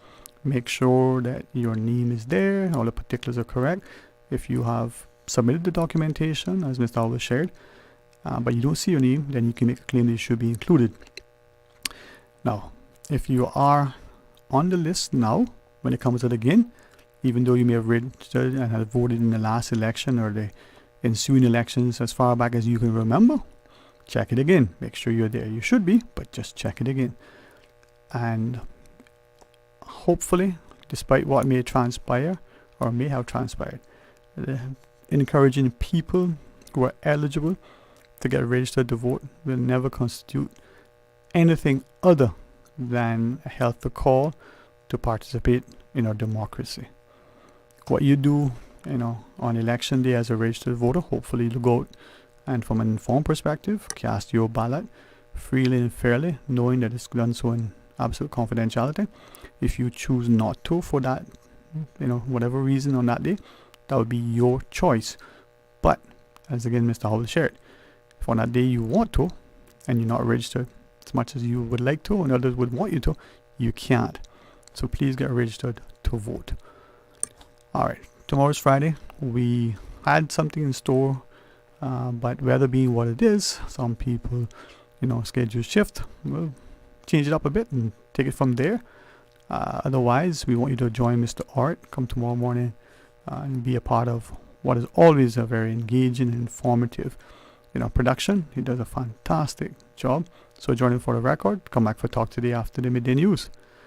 Have a wonderful, safe, and truly, enjoyable rest of today. God's willing, we'll see and talk to you tomorrow. Talk Today is brought to you by Subway, open 24 hours in Countryside, Anderson Square in Georgetown, and Centennial Towers in West Bay. And by the Ministry of District Administration. Explore your history, explore your land, explore your sister islands. And Cayman Airways. Call them on 949-2311 to book your nonstop flights to Los Angeles and Panama. And Doctors Hospital. Peace of mind is important when life